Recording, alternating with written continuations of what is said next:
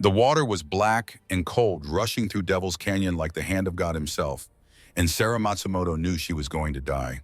Her lungs burned with the fire of 1,000 suns as the current dragged her under for the third time, pulling her toward the canyon mouth, where the earth opened up like a hungry throat. She kicked against the pull, her small body no match for the physics of a flash flood in the high desert of New Mexico. Above the roar of the water, above the thunder that shook the November sky, she heard a voice. American, male, commanding. I got you.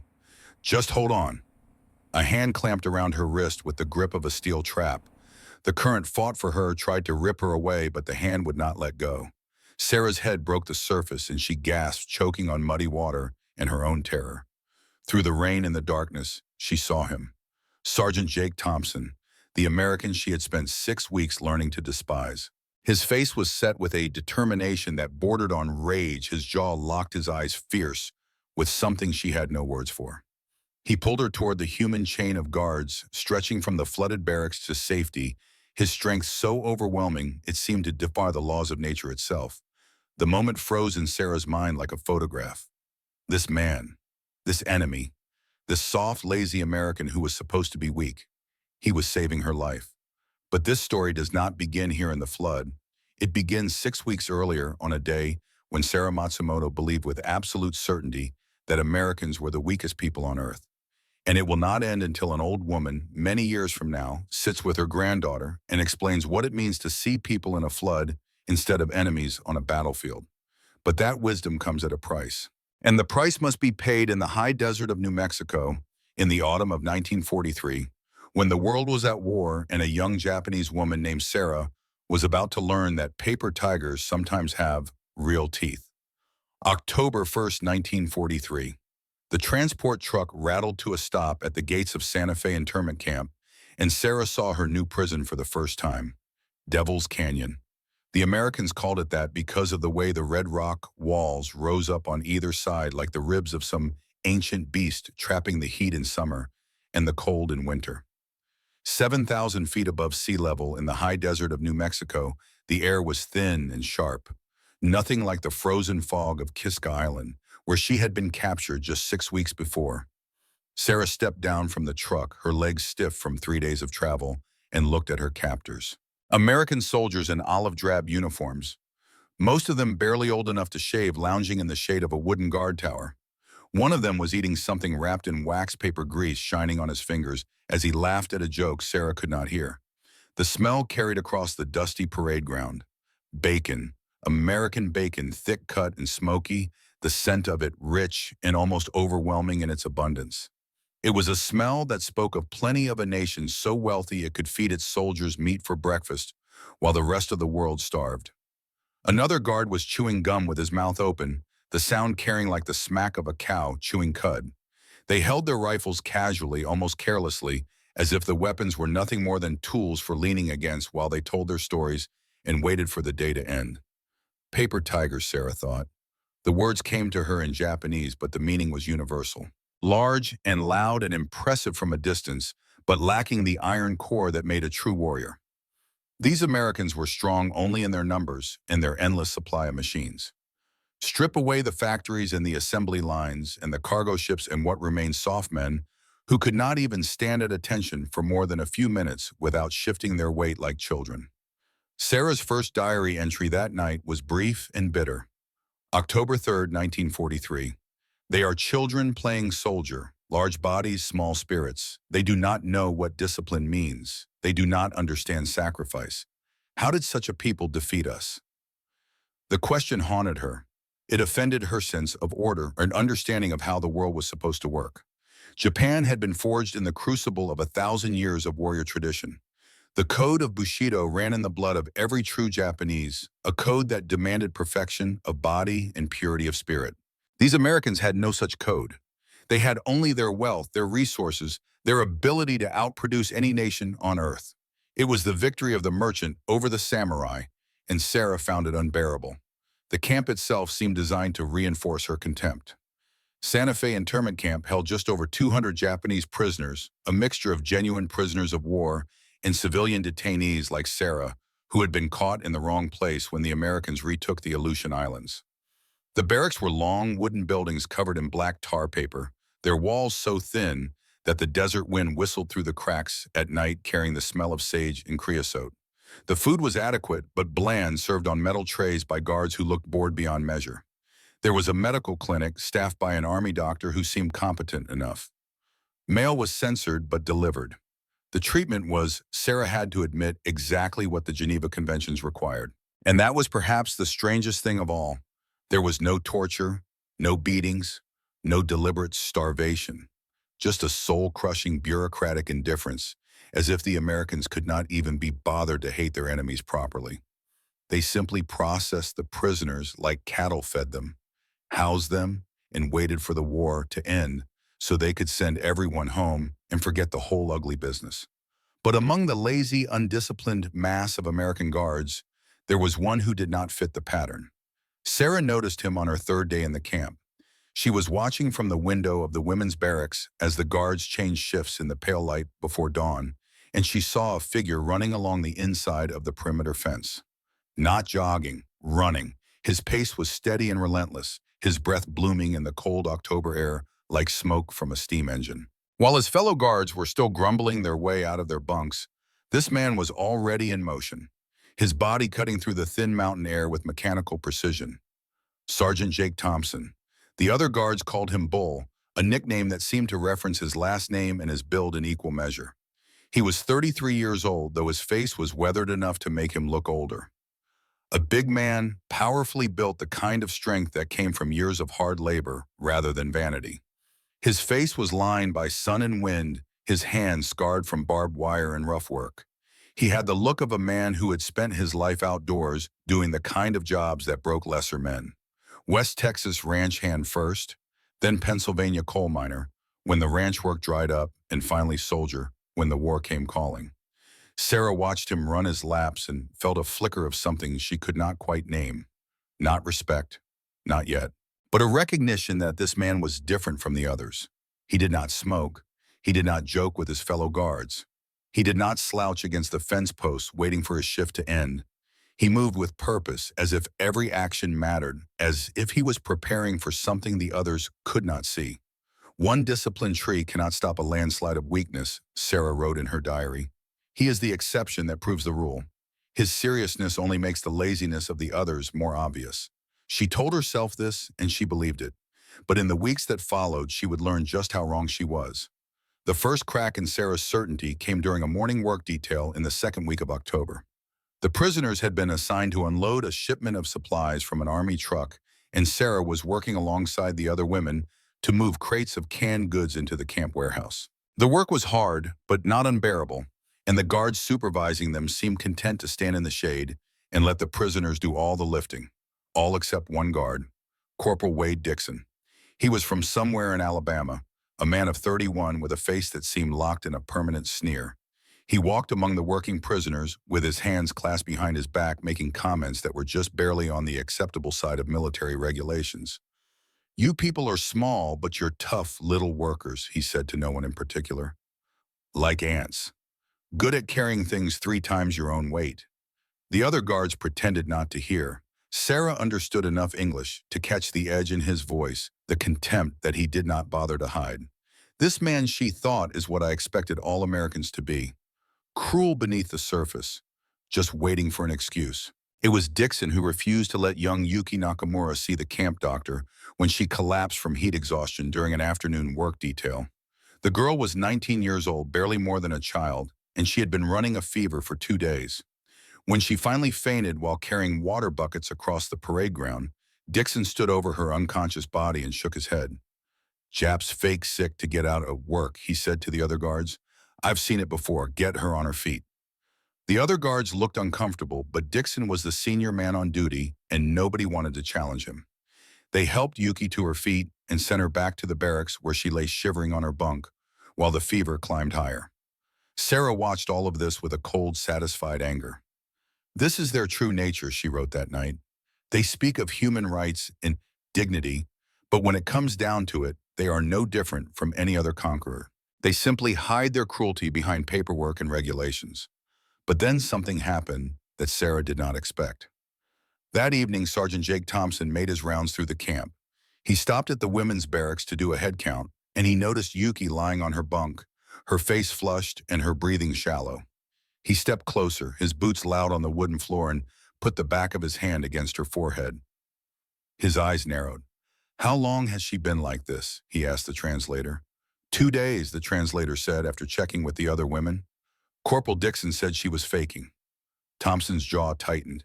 He did not ask permission. He did not file a report. He simply bent down, scooped Yuki up in his arms as if she weighed no more than a sack of grain, and carried her out of the barracks toward the medical clinic. Sarah followed, drawn by a curiosity she could not quite explain. Dixon was still on duty near the clinic. When he saw Thompson approaching with Yuki in his arms, his face darkened.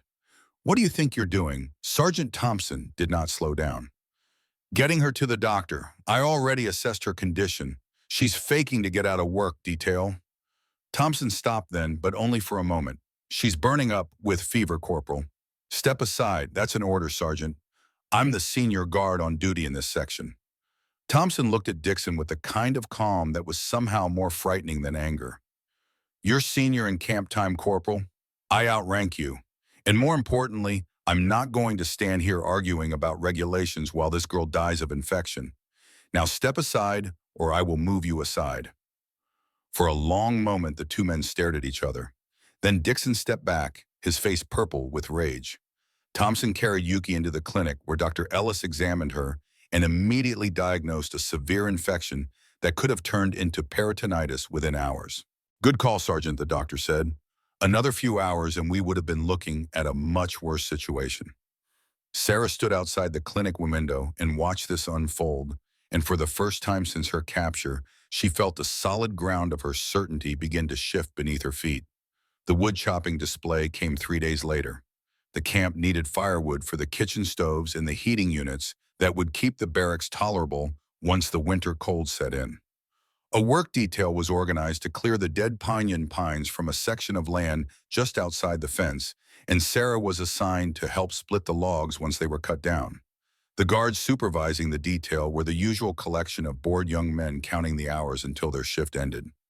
Dixon was there too, making his usual comments about Japanese work ethic and the natural superiority of American timber over Japanese wood.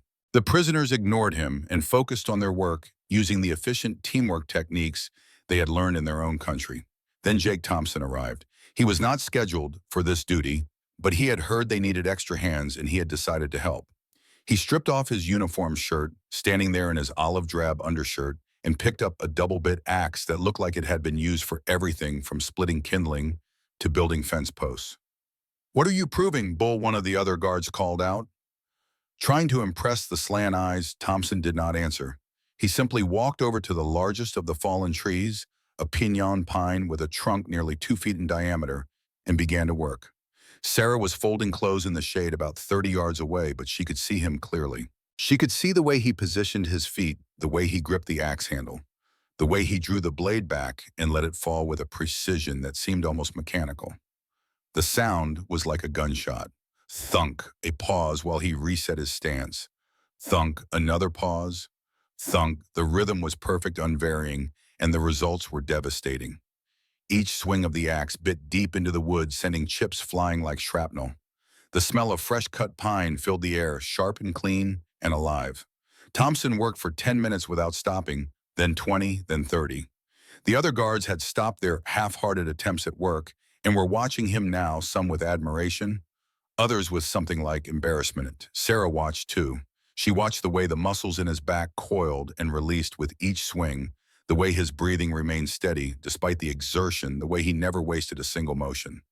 This was not the brute force of a simple laborer. This was controlled, explosive power honed by years of practice. This was the work of a man who had spent his life doing hard things and had learned to do them well. The other women noticed too. They whispered among themselves in Japanese, and Sarah could hear the confusion in their voices. "He is very strong," one of them said. "It means nothing." Another replied, "He is large and well fed on American beef and milk. His muscles are for show like a festival wrestler." But Sarah was not so sure. What she was watching did not look like show. It looked like discipline. It looked like the kind of training that came from an internal drive rather than external pressure. It looked, in fact, like the very thing she had been told Americans did not possess. The pull-up demonstration came later that same afternoon. One of the younger guards had rigged a thick tree branch as a makeshift pull-up bar, and the men were taking turns seeing who could do the most repetitions. It was a game, a way to pass the time, and most of them approached it with the casual enthusiasm of children playing on a playground. Private Billy Carter, a farm boy from Iowa with arms like fence posts, managed to do 3 pull-ups before his body started shaking, and he had to drop to the ground. The other guards laughed and cheered, and a few more took their turns. 5 pull-ups seemed to be the maximum that any of them could manage. They treated it as a joke, a bit of fun, to break up the monotony of guard duty. Then Jake Thompson walked over to the branch. He wiped his hands on his trousers, gripped the bar, and pulled his body upward. 1, 2, 3. His movements were smooth and controlled, his form perfect. 4, 5, 6. The laughter died away. 7, 8, 9. The other guards stopped talking and just watched. 10, 11, 12. Sarah found herself leaning forward, her mending forgotten in her lap. She had never seen anything like this. 15, 16, 17. His breathing was steady, his movements precise. He was not struggling. He was not straining. He was simply demonstrating what his body could do when called upon. 20. At the top of the 20th repetition, Thompson paused. His chin was well above the bar, his arms locked in perfect 90-degree angles. He held the position for 3 seconds as if to prove that he could, and then he lowered himself slowly, maintaining control all the way down. When his feet touched the ground, he simply walked away toward the water barrel as if he had done nothing more remarkable than tie his boots. The silence that followed was profound. Sarah looked at the other Japanese women and saw her own shock reflected in their faces. The image of the undisciplined, soft American soldier had just been shattered by 20 perfect pull-ups, and the implications were too large to process all at once. What other strengths, Sarah wondered, are these paper tigers hiding beneath their casual, lazy exteriors? That question became an obsession for her. Over the next 2 weeks, Sarah began to study Jake Thompson the way a scientist studies a specimen under a microscope. She watched his daily routine, noting every detail, looking for the cracks in the facade that would prove he was just another American, just another product of a soft and decadent culture. But the cracks never appeared.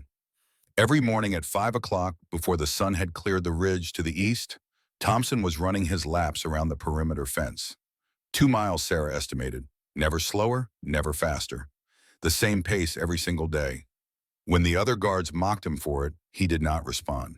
When they asked him why he bothered training so hard when he was already stuck on garrison duty, far from any real combat, he simply said that discipline was not something you turned on and off depending on your assignment. Sarah discovered that Thompson had created a makeshift gymnasium in an abandoned equipment shed on the edge of the camp. He had filled old ammunition boxes with sand to use as weights. He had built parallel bars out of scrap lumber and metal pipe. He had rigged a climbing rope that hung from the rafters.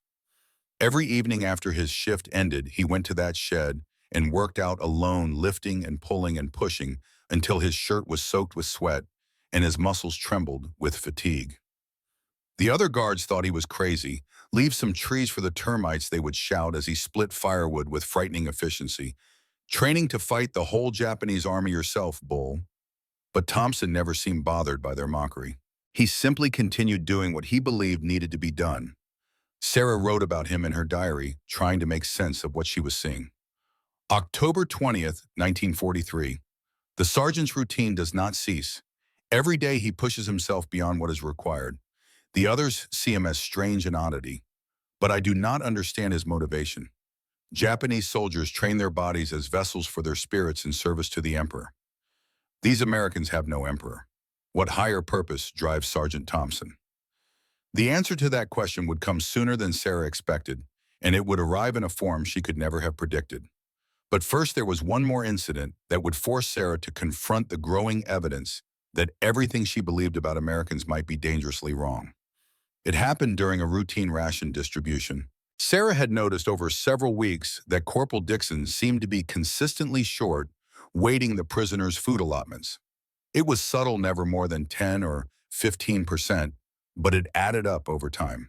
The prisoners were getting less than the Geneva Conventions required, and someone was pocketing the difference. Sarah mentioned this to the other women, but they told her to stay quiet. What good would it do to complain? The Americans would simply deny it, and Dixon would make their lives even harder. Better to accept the injustice and survive. But someone else had noticed too. Jake Thompson had been watching the ration distribution with the same quiet attention he brought to everything else, and he had started randomly auditing the scales during his shifts. On October 24th, he caught Dixon red-handed short, weighting a bag of rice by nearly 20%. Thompson did not make a scene. He simply made a note on his clipboard, finished his inspection, and walked directly to Major Frank Morrison's office. An hour later, Dixon was reassigned from ration duty, and the prisoners started receiving their full allotments. Sarah overheard the conversation that followed. The guards did not know she understood English, and they spoke freely near the barracks where she was sweeping the steps. "Why do you care so much about the job?" Sarge Private Carter asked. "They'd kill us if they got the chance." Thompson was quiet for a moment, and Sarah held her breath, waiting for his answer. "Maybe they would," he said, finally. "But we're not them. We're Americans. We do things by the book, or we're no better than the people we're fighting." "The book says keep them fed and healthy," Carter said. "Doesn't say we have to like them." Thompson's response was soft, but Sarah heard every word. "Doesn't say we have to hate them either. They're prisoners, not animals. And if we start treating them like animals, then we've lost something worth more than this war." Sarah stood frozen on the barrack steps, the broom forgotten in her hands. The words echoed in her mind, refusing to settle into any pattern that made sense. "He protects us because he is American." What kind of logic is that? What kind of nation builds its identity around protecting its enemies? She did not know the answer. But she was beginning to suspect that her contempt for these soft, lazy Americans had been built on a foundation of sand, and that foundation was starting to wash away. The days after the pull-up demonstration blurred together in a strange haze of routine and observation. Sarah found herself caught between two worlds, unable to fully inhabit either. On one side was the comfortable certainty of her hatred, the belief system that had sustained her through capture and imprisonment. On the other was a growing collection of facts that refused to fit into that comfortable narrative, facts that whispered uncomfortable truths about strength and discipline and what it meant to be a warrior in a war where the rules were supposed to matter. She watched Jake Thompson with an intensity that bordered on obsession. Every morning, she positioned herself near the window of the women's barracks where she could see him begin his daily run. The air at 7,000 feet was thin and cold in the pre-dawn hours, and his breath came out in great clouds of steam that hung in the still air like smoke signals. His pace never varied. His form never faltered. 2 miles around the perimeter fence every single morning, whether the other guards were watching or not. The question that haunted Sarah was simple and profound. Why push yourself when no one requires it?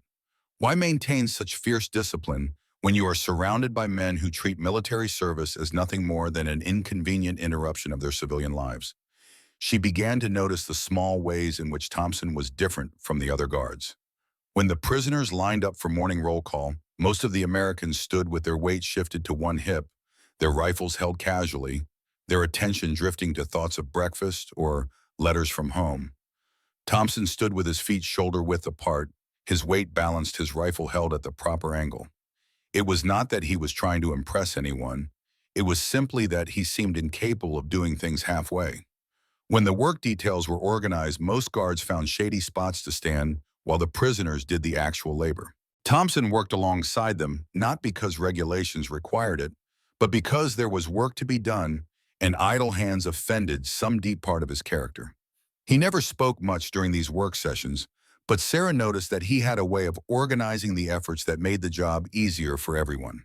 A crate needed to be moved. Thompson would position a lever at exactly the right angle, show the prisoners how to use their legs instead of their backs, turn a job that would have taken 10 people into something 4 could manage. Martha Tanaka, the 46-year-old woman who had been a cook on Kiska, watched these interactions with deep suspicion. "He is clever," she said to Sarah one evening as they mended clothes in the fading light. "He makes us think he is helping, but really he is just making us more efficient workers. It is the mind of a slave driver, not a friend." Sarah wanted to agree. It would have been so much easier to agree. But she had seen Thompson's face when he worked, and there was no calculation there, no hidden agenda. There was only the satisfaction of a job done properly, the quiet pride of a craftsman who could not tolerate sloppy work even from himself. The answer to Sarah's questions came on a cold afternoon in late October when she learned that Jake Thompson's discipline was not some abstract exercise in self-improvement. It was preparation for exactly the kind of moment that was about to unfold. October 25th, 1943. The day began like any other. The prisoners were assigned to unload a supply truck that had arrived from Albuquerque carrying crates of canned goods, medical supplies, and winter clothing in preparation for the hard months ahead. The crates were massive, some of them weighing 300 pounds or more, and they required careful handling and teamwork to move safely. The work detail was supervised by 3 guards, including Corporal Wade Dixon, who spent most of his time in the shade making comments about Japanese efficiency and American superiority. The actual work fell to the prisoners and to Jake Thompson, who had volunteered to help despite it not being his assigned duty. Sarah and Martha were working together to move a particularly large crate filled with condensed milk. The cans were packed tightly, and the weight was distributed unevenly, making the crate difficult to balance. They had positioned a wooden dolly underneath and were using a lever to tilt the crate onto it, the same technique Sarah had learned years ago when working in administrative logistics for the Imperial Army. The dolly wheel caught on a small rock embedded in the dirt. Sarah felt the shift in weight before she understood what was happening. The crate tilted past its center of balance, the lever slipped from Martha's grip, and suddenly 300 pounds of wood and metal and condensed milk were toppling directly towards Sarah's right foot. Time did a strange thing in that moment. It expanded and contracted simultaneously, stretching the fraction of a second into an eternity, while also compressing it into a space too small for thought. Sarah saw the corner of the crate descending. Her mind processed the trajectory, calculated the impact, understood with perfect clarity that her foot was about to be crushed, the bones shattered, possibly severed entirely by the weight and the sharp edge of the wooden planks. Her body did not move. The signal from her brain to her muscles seemed to travel through molasses, arriving far too late to matter. She was going to be crippled. Here in this prison camp, thousands of miles from home, she was going to lose her foot to a stupid accident during a routine work detail. Martha screamed. The sound cut through the hot afternoon air like a blade. Other women cried out. The guards who had been lounging in the shade looked up, their faces registering confusion before shifting to alarm. But they were too far away, 15 feet at least, and even if they started running immediately, they would never cover the distance in time. Sarah watched the crate fall and thought of her father. She thought of Japan. She thought strangely of all the things she had written in her diary about these weak, soft Americans who did not understand discipline or sacrifice. And then Jake Thompson arrived. He had been 30 feet away, checking inventory lists near the warehouse door. Sarah did not see him start moving. One moment he was there, clipboard in hand, and the next moment he was simply in motion, his body covering the distance with a speed that seemed to violate the basic laws of physics. His boots hit the dirt with a sound like thunder. Thud, thud, thud, thud. 4 strides, each one eating up 8 feet of ground. His eyes were locked on the falling crate, his mind already calculating angles and force vectors and the precise point of intervention. He did not try to catch the crate with his hands. That would have been foolish, physically impossible. 300 pounds in free fall carried too much momentum. Instead, he did something Sarah would never forget for as long as she lived. He dropped his shoulder and slammed into the side of the crate with the full force of his body, redirecting its momentum with surgical precision. The impact sounded like a car crash. The crate's trajectory changed. Instead of falling straight down onto Sarah's foot, it tilted sideways, crashing to the ground 3 inches from Sarah's toes. The wooden plank splintered, the cans of condensed milk bursting from the shattered box and rolling across the dirt in all directions. The entire sequence had taken less than 2 seconds. Thompson stood over the wreckage, his chest rising and falling with deep, controlled breaths. There was a scrape on his shoulder where he had hit the crate, and Sarah could see that it would bruise badly, but his expression had not changed. He looked down at the broken crate, then at Sarah's uninjured foot, and then he simply pointed to the spilled cans. 2 of you gather those, he said to the nearest prisoners. The rest of you, let's get this debris cleared before someone trips on it. He did not look at Sarah. He did not ask if she was all right. He did not wait for thanks or acknowledgement. He simply turned and walked back toward the warehouse as if he had done nothing more remarkable than pick up a dropped pencil. Sarah stood frozen, her legs trembling, her mind struggling to process what had just happened. It was not just the strength required to move a 300-pound crate in mid-fall. It was not just the speed that had brought him across 30 feet in the time it took her heart to beat twice. It was the instantaneous assessment of the physics involved, the perfect calculation of angle and force, the absolute precision of execution. He had looked at a complex problem in motion and solved it before her conscious mind had even finished registering that there was a problem. The other guards had finally started moving, but by the time they arrived, there was nothing left to do except stare at the broken crate and the scattered cans. Corporal Dixon's face was red, though whether from embarrassment or anger, Sarah could not tell. Showing off for the Jap girls now, Thompson Dixon said, his voice dripping with contempt. Jake Thompson did not respond. He picked up his clipboard from where he had dropped it and went back to his inventory count as if nothing had happened. But something had happened, something that Sarah could not ignore or explain away or fit into her comfortable narrative about soft, weak Americans. Her shield of contempt had not just cracked, it was disintegrating, falling away piece by piece, leaving her exposed to a truth she had spent 6 weeks trying to avoid. If one supposedly lazy, undisciplined American possessed such formidable power, such frightening capability, then what did that say about the rest of them? And what would happen if they ever decided to stop being lazy and actually try? That night, Sarah wrote in her diary with a hand that would not stop shaking. October 25, 1943. Today, Sergeant Thompson saved my foot, perhaps my life. The crate would have crushed me by him. There is no question about this. I saw the corner falling, I knew what was about to happen, and I could do nothing to stop it. He moved with a speed I have never seen, like a hunting cat despite his size, like something that should not be possible but was happening right in front of me. It was not the strength alone, though the strength was terrifying. It was the instant understanding of the physics involved, the precise application of force at exactly the right point. He assessed the problem and solved it in the time it takes to draw breath. He did not seek thanks. He did not even look at me. To him, it was simply what one does, like fixing a fence or cleaning a rifle. Part of the job. Martha says his actions changed nothing. He is still the enemy. His strength is still the strength of a beast, not a warrior. But I watched her face when he redirected that crate. Even she was shocked. Even she, who clings to her certainty like a drowning woman, clings to driftwood, could not deny what we all saw. My contempt is dying. In its place grows something I do not have words for yet.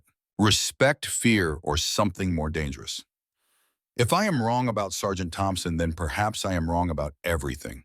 And that is a thought I am not yet ready to face. Sarah closed the diary and lay awake for hours staring at the ceiling, listening to the October wind move through Devil's Canyon like the voice of something ancient and knowing. Outside, somewhere in the darkness, Jake Thompson was probably in his makeshift gym, pushing his body through another brutal workout, preparing for battles that existed only in his own mind. Or perhaps Sarah thought preparing for the battle that was coming.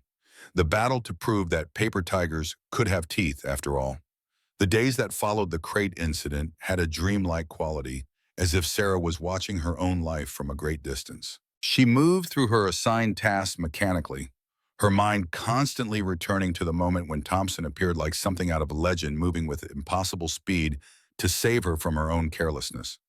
She found herself looking for him constantly, watching him work, trying to understand the engine that drove such relentless discipline. She noticed things she had missed before, the way he checked every lock on every barracks door during his evening rounds, not with the bored efficiency of someone following a checklist, but with genuine attention to detail. The way he spoke to the youngest guards, the ones fresh from basic training who did not yet know how to carry themselves, teaching them, without condescension, how to stand their posts properly. The way he rationed his own food, eating exactly what he needed and no more, as if even his appetite was subject to discipline. Martha confronted Sarah about her obsession one evening as they prepared for bed. "You watch him too much," Martha said in Japanese, her voice low and sharp. "It is not healthy. It is not safe. I am observing the enemy," Sarah replied, but the words felt hollow even as she spoke them. Sun Tzu says to know your enemy is to know yourself. Sun Tzu never said to look at the enemy with soft eyes, Martha shot back. I see how you look at him, like he is something more than what he is. He saved my life. A farmer saves his ox from a broken leg. It does not mean he loves the ox. You are useful labor. That is all we are to them. Sarah wanted to argue, but she could not find the words. Was Martha right? Was Thompson's intervention nothing more than the practical decision of a man protecting valuable assets? Or was there something else at work, some code of behavior that Sarah did not fully understand? The answer came sooner than she expected, and it came in the form of another confrontation with Corporal Wade Dixon. It was early November, and a cold front had settled over the high desert, bringing temperatures down into the 30s at night. The prisoners had been asking for extra blankets, but Dixon had been slow to process the request, claiming there were supply shortages and bureaucratic delays. The women shivered in their thin barracks, while Dixon assured them that he was working on the problem. Jake Thompson noticed. Of course he noticed. He seemed to notice everything. He checked the supply inventory himself and discovered that there were more than enough blankets stored in the warehouse. When he asked Dixon about the delay, Dixon gave him a dismissive answer about not wanting to spoil the prisoners with too much comfort. Thompson did not argue. He simply went to Major Morrison's office and filed a formal request for the blankets to be distributed, immediately citing Geneva Convention requirements for adequate heating and bedding. The blankets were delivered that same afternoon. Sarah overheard Dixon confronting Thompson later that day near the guard quarters. You keep making me look bad, Dixon said, his voice tight with anger. Every time I turn around there, you are undermining my authority. Thompson was cleaning his rifle, his movements methodical and precise. I'm not making you look bad, Corporal. You're doing that yourself by not following regulations. These are Japs we're talking about. They bombed Pearl Harbor. They killed American boys. They don't deserve to be comfortable. Thompson looked up from his rifle, his eyes hard and cold. They're prisoners of war, protected under the Geneva Conventions. They deserve exactly what the treaty says they deserve. Nothing more, nothing less. You're too soft, Dixon said. That's why you're stuck here instead of real combat. Sarah saw Thompson's jaw tighten. The words had hit something deep and painful. He set down the cleaning rod and stood up, and for a moment, Sarah thought he might actually strike Dixon. But he did not. He simply spoke in a voice that was all the more frightening for being perfectly calm. I was in real combat, Corporal. North Africa, Kasserine Pass. I got this. He pulled aside his collar to show a jagged scar on his left shoulder when a German 88 turned my half-track into scrap metal. I spent 6 months in a field hospital learning to use my arm again. Where were you during Kasserine, Dixon? Where were you when American boys were dying in the desert? Dixon's face went purple. Stateside. Training recruits. Right. Training. So maybe before you lecture me about being soft, you should think about who's actually seen what war looks like up close. Dixon stormed off, but Sarah could see the hatred in his eyes, the kind of hatred that would not simply fade with time. She had made a study of men like Dixon in her years working for the Imperial Army. He was the type who would nurse a grudge, who would wait for his moment, who would find a way to strike back when it would hurt the most. That night, Sarah added a new entry to her diary. November 2nd, 1943. Corporal Dixon hates Sergeant Thompson, and I think he will try to hurt him somehow. Americans are supposed to be united against their enemies, but I see now that they fight among themselves just like any other people. The difference is that men like Thompson care about the rules, while men like Dixon care only about their own power and pride. I do not know what will happen, but I have a feeling that the tension between these two men will break soon, and when it does, the consequences will be severe. What Sarah did not know, could not know, was that the breaking point was much closer than she imagined. In less than a week, the sky would open up and the earth would shake, and in the chaos of the storm, Sarah would learn that her debt to Jake Thompson was far from paid. The first hints of the coming disaster arrived on November 3rd in the form of a crackling radio broadcast from the National Weather Service. A late-season monsoon pattern was developing over the Pacific, pulling moisture from the ocean and driving it inland toward the high desert of New Mexico. The weatherman's voice was calm and professional as he described the potential for heavy rainfall, but there was an undertone of concern that made Sarah pay attention, even though she did not fully understand the implications. Major Morrison called a meeting of the senior guards that evening, and Sarah watched through the window of the women's barracks as they gathered outside the administration building. She could not hear their words, but she could see the gestures, the way Morrison pointed at a map, the way some of the guards nodded while others looked skeptical. After the meeting, Thompson made his rounds through the camp as usual, but this time his inspection was different. He walked along the perimeter fence, studying the topography of Devil's Canyon with an intensity that made Sarah nervous. He spent long minutes examining the barracks, testing the door frames, checking the windows, looking at everything as if he was searching for weaknesses in a fortification. Sarah wanted to ask what he was doing, but prisoners did not speak to guards unless spoken to first. She simply watched and wondered and felt a cold finger of fear trace its way down her spine. The sky began to change on November 5th. The usual brilliant blue of the high desert was replaced by a sickly yellow-gray that made the air feel thick and heavy despite the altitude. The temperature dropped 10 degrees in an hour, and the wind picked up, carrying with it the smell of rain from 50 miles away. The smell was intoxicating. Creosote bushes released their ancient perfume when desert rain approached, a scent like nothing else on earth, sharp and clean and alive. The prisoners stood in the parade ground during evening roll call and breathed it in, this promise of water in a land defined by its absence. But Jake Thompson did not seem comforted by the approaching rain. If anything, he seemed more tense, more focused. Sarah watched him have a conversation with Major Morrison after roll call, and though she could not hear the words, she could see the disagreement in their body language. Thompson pointing at the barracks, at the canyon walls, gesturing with sharp, emphatic movements. Morrison shaking his head, holding up his hands in a gesture that clearly meant the matter was closed. Whatever Thompson wanted, Morrison had denied him. That night, Sarah could not sleep. The wind had picked up to a steady howl, and the tar paper walls of the barracks rattled with each gust. Through the thin walls, she could hear the other women moving restlessly, whispering prayers in Japanese, preparing themselves for whatever was coming. At some point, well after midnight, Sarah got up and went to the window. In the pale light of a cloud-covered moon, she could see a figure moving near the women's barracks. Jake Thompson. He was doing something to the door, his hands working at the lock mechanism. After a moment, he moved on to the next barracks, then the next. It took Sarah several minutes to understand what she was seeing. He was unlocking the doors from the outside, not opening them, just ensuring that they could be opened from the inside if needed. He was disobeying Major Morrison's orders, risking disciplinary action, possibly even court-martial, to make sure the prisoners would not be trapped if something went wrong. Sarah felt something shift inside her chest, something that had nothing to do with fear, and everything to do with a recognition so profound it was almost painful. This man, this American, this enemy. He was preparing to save them before the disaster had even arrived.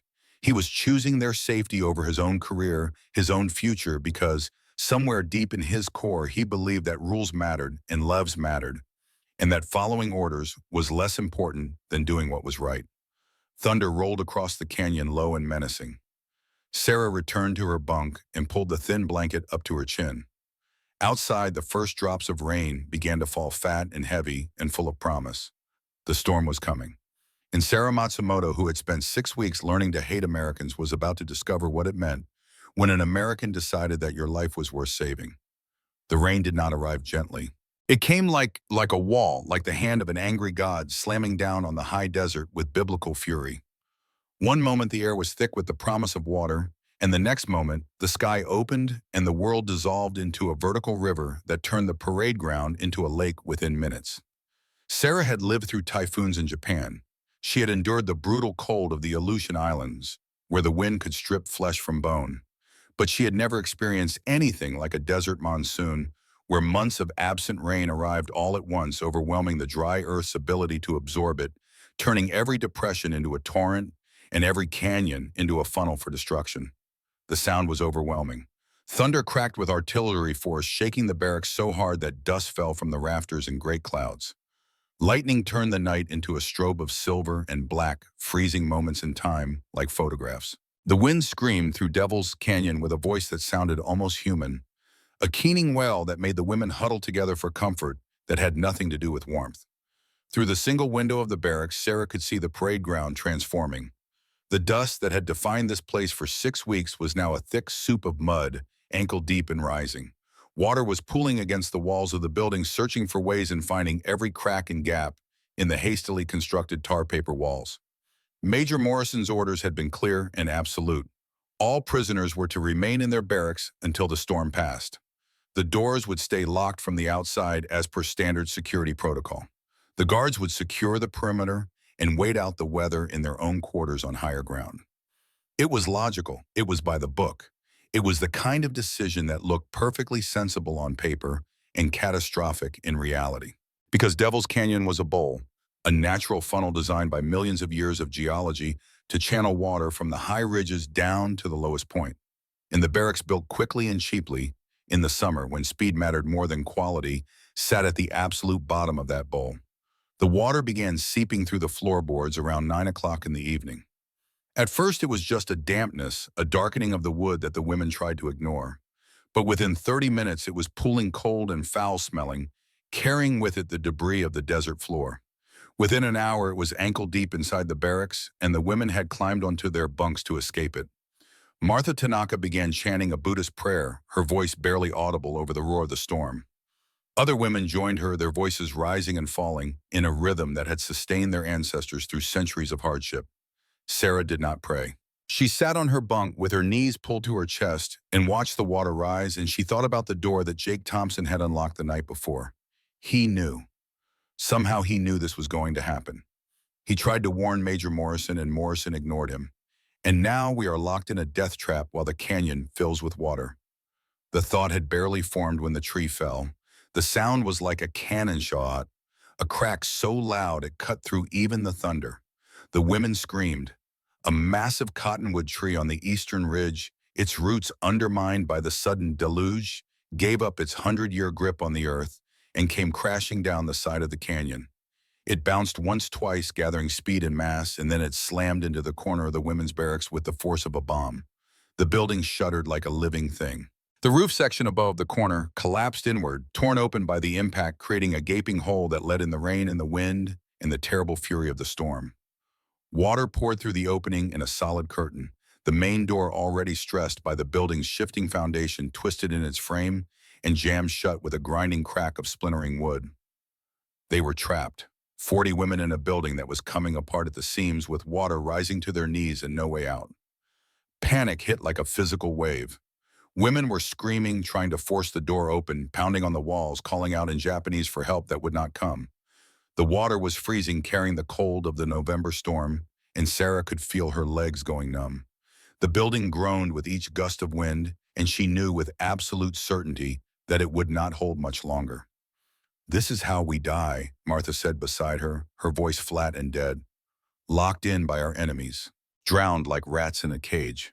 Sarah wanted to argue, but she could not find the words.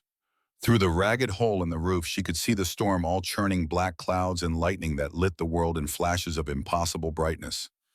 The Americans had locked them in. The Americans had built the barracks on low ground. The Americans had ignored the warnings. And now the Americans would let them die while following their precious protocols and regulations. She pulled her diary from the waterproof pouch she kept tied around her waist and scrawled a final entry by the light of the lightning, her hand shaking so badly the characters were barely legible. November 7th, 1943, 8:30 in the evening. The sky is falling, water rising around our knees. Cold, so cold. Building sounds like dying animal. Through hole in roof, I see only chaos. The guards locked us in. This is how they will let us perish. Through neglect. Through following their rules while we drown. It is a coward's execution. No honor in this. Only rising water and women weeping and the sound of wood breaking. What good is Sergeant Thompson's strength now? What good is any of it? We will drown in this desert prison, and the entry stopped there because Sarah heard something that should have been impossible. Voices, male voices, American voices, shouting over the wind and rain, coming closer. Through the hole in the roof, illuminated by a flash of lightning, Sarah saw figures moving through the flood. 4 men waist-deep in churning water, carrying axes and pry bars and rope, fighting against the current that was trying to sweep them away. Leading them, his face set with a determination that bordered on rage, was Jake Thompson. He had come, against orders, against protocol, against every rule and regulation that defined military service. He had come. Dixon and Morrison and the other guards were safe in the mess hall on higher ground, following the commandant's orders to secure themselves first. But Thompson had heard the women screaming. He had seen the building collapse, and he had made a choice that would define the rest of his life and the rest of Sarah's. The scene that unfolded in the next 15 minutes would be burned into Sarah's memory with a clarity that defied the chaos of the moment. Every detail, every sound, every impossible act of strength and courage. Thompson reached the jammed door first. He tested it with his shoulder once, twice, feeling the resistance. The frame had warped when the tree hit, twisting the door into a shape that no longer matched its opening. He stepped back, took the pry bar from one of the other guards, and jammed it into the gap between door and frame. Sarah could see his face through the window water streaming down it, his eyes narrowed against the rain. She could see every muscle straining as he put his full weight into the pry bar, force concentrated into a lever that screamed against the wood. The sound of splintering was lost in the thunder, but Sarah felt it in her bones. The door frame cracked. 6 inches, 12 inches. Enough! Get them out! Thompson's voice cut through the storm like a blade. Form a chain, link arms. The guards plunged into the flooded barracks, and suddenly the distinction between captor and prisoner ceased to exist. There were only human beings in danger and human beings trying to save them. Private Billy Carter, the farm boy from Iowa, reached for the nearest woman and half carried, half guided her toward the door. Another guard, a young man named Rodriguez, linked his arm with an elderly prisoner and began moving towards safety. Thompson positioned himself at the worst point where the current was strongest, where the water was deepest, where anyone who lost their footing would be swept away toward the canyon mouth and certain death. He became the anchor point of the human chain, his boots somehow finding purchase in the slick mud where others could not stand. Sarah was swept off her feet by a surge of water that came through the hole in the roof. One moment she was standing on her bunk, the next she was underwater, tumbling, her lungs burning as she fought to find the surface. The current grabbed her like a living thing, pulling her toward the door, toward the opening, toward the flood that raged beyond. A hand clamped around her wrist. The grip was iron, unbreakable, refusing to let the water have her. She broke the surface, coughing and gasping, and there was Billy Carter, his young face set with determination far beyond his years. Gotcha, just hold on. Sarah clung to his arm, feeling the solid muscle beneath the soaked fabric of his uniform. He was so young, barely out of his teens, but he was strong in the way American farm boys were strong, with the kind of strength that came from years of hard work and simple, honest food. He pulled her into the chain of guards and prisoners, and together they fought their way toward the door. Martha was next to her, being guided by another guard, her face a mask of shock and confusion, and something that might have been the first crack in her certainty. Through the rain and the chaos, Sarah saw other women being carried out, some walking, some being supported, all of them alive because Jake Thompson had decided that orders were less important than lives. Then Sarah heard a scream that cut through even the storm. It was a scream of pure terror, the sound of someone who knew they were about to die. She turned in time to see Martha lose her footing, knocked down by a piece of debris that came through the hole in the roof. The current grabbed the older woman, immediately pulling her away from the guard who had been helping her, dragging her toward the ragged opening where the door hung broken. Martha's face was pure panic. She scrabbled for purchase on the slick floor, her hands finding nothing, her body being pulled inexorably toward the flood beyond. She was going to be swept out into the canyon, into water that was 8 feet deep and moving with the force of a river rapid. She was going to die. Jake Thompson moved. Sarah would replay that moment in her mind 1,000 times in the years to come, and she would never fully understand how a man could move that fast. He released his position in the chain, lunged across the flooded barracks in 3 powerful strides, and reached Martha just as she was being pulled through the door. His hand closed around her wrist the same way Carter's had closed around Sarah's, with a grip that simply would not accept failure. But Martha was already in the current. The water had her, was pulling her with hydraulic force that would have ripped a smaller man's grip apart. Thompson did not try to fight it. He went with it, letting the current pull him off his feet, but keeping his grip on Martha with one hand while his other hand shot out and grabbed the doorframe. For 3 seconds, that felt like 3 hours he hung there, one hand holding a terrified woman, one hand gripping splintered wood while water tried to tear him loose, suspended between salvation and destruction by nothing more than finger strength and in willpower that refused to acknowledge the possibility of failure. Then he pulled. Sarah saw his face contort with effort, saw the veins stand out in his neck, saw every muscle in his body engage in the single most important task of his life. He pulled Martha toward him, then planted his feet on the doorframe, then pushed off with explosive force that sent both of them tumbling back into the barracks away from the current. He stood up with Martha in his arms, like she was a child, water streaming from both of them, and he carried her through the chaos toward the mess hall on high ground. He did not speak. He did not pause. He simply walked through chest-deep water with a determination that treated the flood as nothing more than an inconvenience. Sarah followed in the chain of guards and prisoners, and when they finally reached the mess hall and stumbled through the door into the lantern-lit interior, she counted heads with shaking hands. 40 women, plus the guards who had come to save them. All alive. Zero casualties. Jake Thompson set Martha down on a bench, made sure she was stable, and immediately turned to go back out into the storm. "The men's barracks are flooding too," he said to the other guards. "Let's go." They went. All of them. Billy Carter and Rodriguez and the young man named Williams. Back out into the rain and the wind and the rising water. Back into danger because there were more people who needed saving, and that was what you did when people needed saving. Major Morrison was standing in the mess hall doorway, his face a mixture of anger and awe. Sarah was close enough to hear when Thompson walked past him. "Sergeant Thompson, you disobeyed a direct order." Thompson did not slow down. "Yes, sir. You could be court-martialed for this. Yes, sir. You risked the lives of your men." "They volunteered, sir." Morrison grabbed Thompson's arm, forcing him to stop. Why would you risk everything for what?" Sir Thompson's voice was quiet, but it cut like a knife. "For prisoners, for Japanese, for the enemy." Morrison had no answer. They weren't the enemy in that water, sir. They were just people in a flood. That's all I saw. Thompson pulled his arm free and walked back out into the storm, and Sarah stood dripping in the mess hall and felt every certainty she had ever held about Americans crumble into dust. The mess hall had been transformed into a refugee camp. 80 prisoners, soaked and shivering, huddled on benches and on the floor. The guards who had stayed behind during the rescue were handing out blankets and towels, their faces showing a mixture of shame and confusion. The storm still raged outside, but inside there was warmth and light and the smell of coffee brewing on the kitchen stove. Sarah found herself in a corner with several other women wrapped in a rough wool blanket that smelled of mothballs and old canvas. She was shaking, but not from cold. The adrenaline was draining from her system, leaving behind a fatigue so profound she could barely keep her eyes open. She watched the American guards move through the crowded room, and she saw them with new eyes.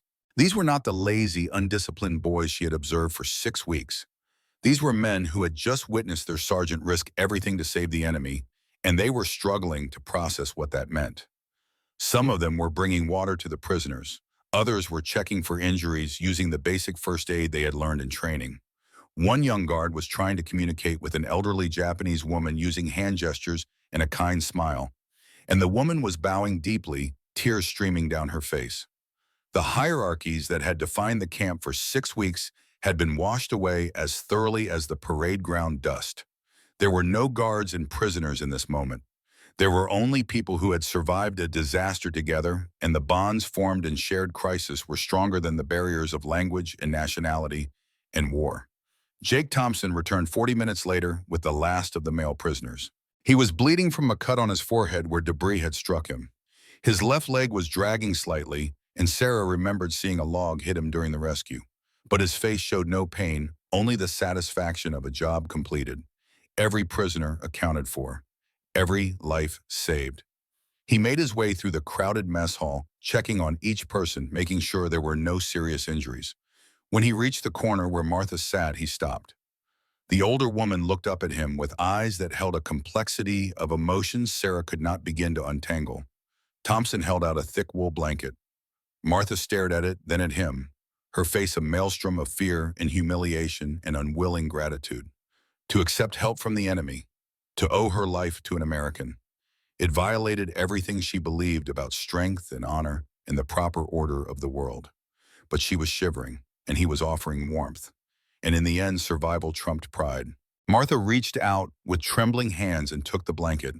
Then she bowed. Not a polite bow, a bow of complete subjugation and profound thanks, her forehead nearly touching her knees. It was a gesture Sarah had only seen performed before emperors and great lords, a bow that acknowledged a debt so vast it could never be repaid.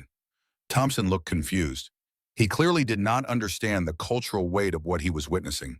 He gave Martha an awkward pat on the shoulder and moved on to the next person who needed help. Sarah tried to make herself invisible, tucking herself deeper into her corner behind a stack of supply sacks. She needed time to think, time to process, time to understand how the world could turn upside down so completely in the space of a single hour. A shadow fell across her. She looked up to see Jake Thompson standing there holding 2 tin mugs. Steam rose from them in the cool air of the mess hall, carrying the scent of strong coffee. Not the ersatz substitute the prisoners were given. Real coffee, American coffee, rich and dark, and somehow representing everything American in a way Sarah was only beginning to understand. He held one of the mugs out to her. "You should drink this. You're shaking." Sarah stared at the mug as if it contained poison. To take it would be an acknowledgement, an acceptance of a gift she could never repay. It would finalize the debt, make it real and permanent and impossible to ignore. Everything in her cultural conditioning screamed at her to refuse, to maintain distance, to not accept kindness from the enemy because kindness was the most dangerous weapon of all. But her hands moved of their own accord. Her fingers closed around the warm tin. The heat was shocking after the cold of the flood, and it seemed to travel from her hands up her arms and into her chest where it settled like a small sun. She could not bring herself to say thank you in English. The words felt like surrender. Instead, she gave a stiff, formal bow from her seated position, her eyes fixed on the rough wooden floor, feeling his gaze on the teeth of her head. The pause stretched into awkwardness. Sarah could hear her own heartbeat, could feel the attention of the other women watching this strange transaction between prisoner and guard. "You're welcome," Thompson said finally, his voice holding a note of confusion. He set the second mug down beside her and walked away to check the structural integrity of the building, leaving Sarah holding a cup of coffee and feeling as if she had just crossed a border into territory she could never retreat from. She lifted the mug to her lips. The coffee was bitter and strong and perfect. It warmed her from the inside out, chasing away the last of the flood's cold. She closed her eyes and let herself feel it, this simple act of kindness from a man who had every reason to hate her and had chosen not to. Martha appeared beside her, moving stiffly wrapped in the blanket Thompson had given her. Her face was hard with anger, but her eyes were wet with tears she refused to shed. "What are you doing?" Martha hissed in Japanese. "Drinking coffee. I'm cold. You accepted it from him." "From Thompson," he offered. It would have been rude to refuse. "Rude." Martha's voice rose slightly before she caught herself and lowered it to an urgent whisper. "You worry about being rude to the people who locked us in that death trap. He didn't lock us in. Major Morrison did. Thompson unlocked us. I saw him do it last night, following orders to protect their investment. We're useful labor. That's all." Sarah shook her head. "He disobeyed orders tonight. I heard Morrison. Thompson will face punishment for what he did." Martha's face showed shock. "You're lying. I'm not. Morrison ordered all guards to stay safe. Thompson came anyway, against orders. He'll probably be court-martialed." The words hung in the air between them. Around them, the mess hall had settled into an exhausted quiet. Guards were handing out blankets. The storm was beginning to ease, the thunder growing more distant. Somewhere in the kitchen, someone was heating soup. "Even if that's true," Martha said slowly, "it changes nothing. He's still the enemy. We're still at war." Sarah looked at her friend and saw the fear beneath the anger. The fear of being in debt. The fear of obligation to someone you were supposed to hate. The fear that accepting kindness might make you complicit in your own imprisonment. Or maybe Sarah said quietly, "They're just good men in a bad war." Martha stood abruptly. "You're a fool. A dangerous fool." She walked away, but Sarah noticed that she kept the blanket Thompson had given her wrapped tightly around her shoulders. The storm finally broke around midnight. The rain stopped as suddenly as it had started, and the wind died to a whisper. In the sudden silence, Sarah could hear the drip of water from the eaves, the quiet murmur of Japanese and English voices, the scrape of a boot on the wooden floor. She finished her coffee and set the empty mug aside. Through the mess hall window, she could see the first stars appearing in the gaps between the clouds, impossibly bright in the thin desert air. The world had not ended. They had not drowned. They were alive because one man had decided that human lives mattered more than military protocol. Sarah pulled out her diary, miraculously still dry, in its waterproof pouch, and began to write by the light of an oil lamp. November 8th, 1943, in the mess hall shelter. We are living in the shelter of our enemy. They have given us blankets and hot coffee and saved our lives.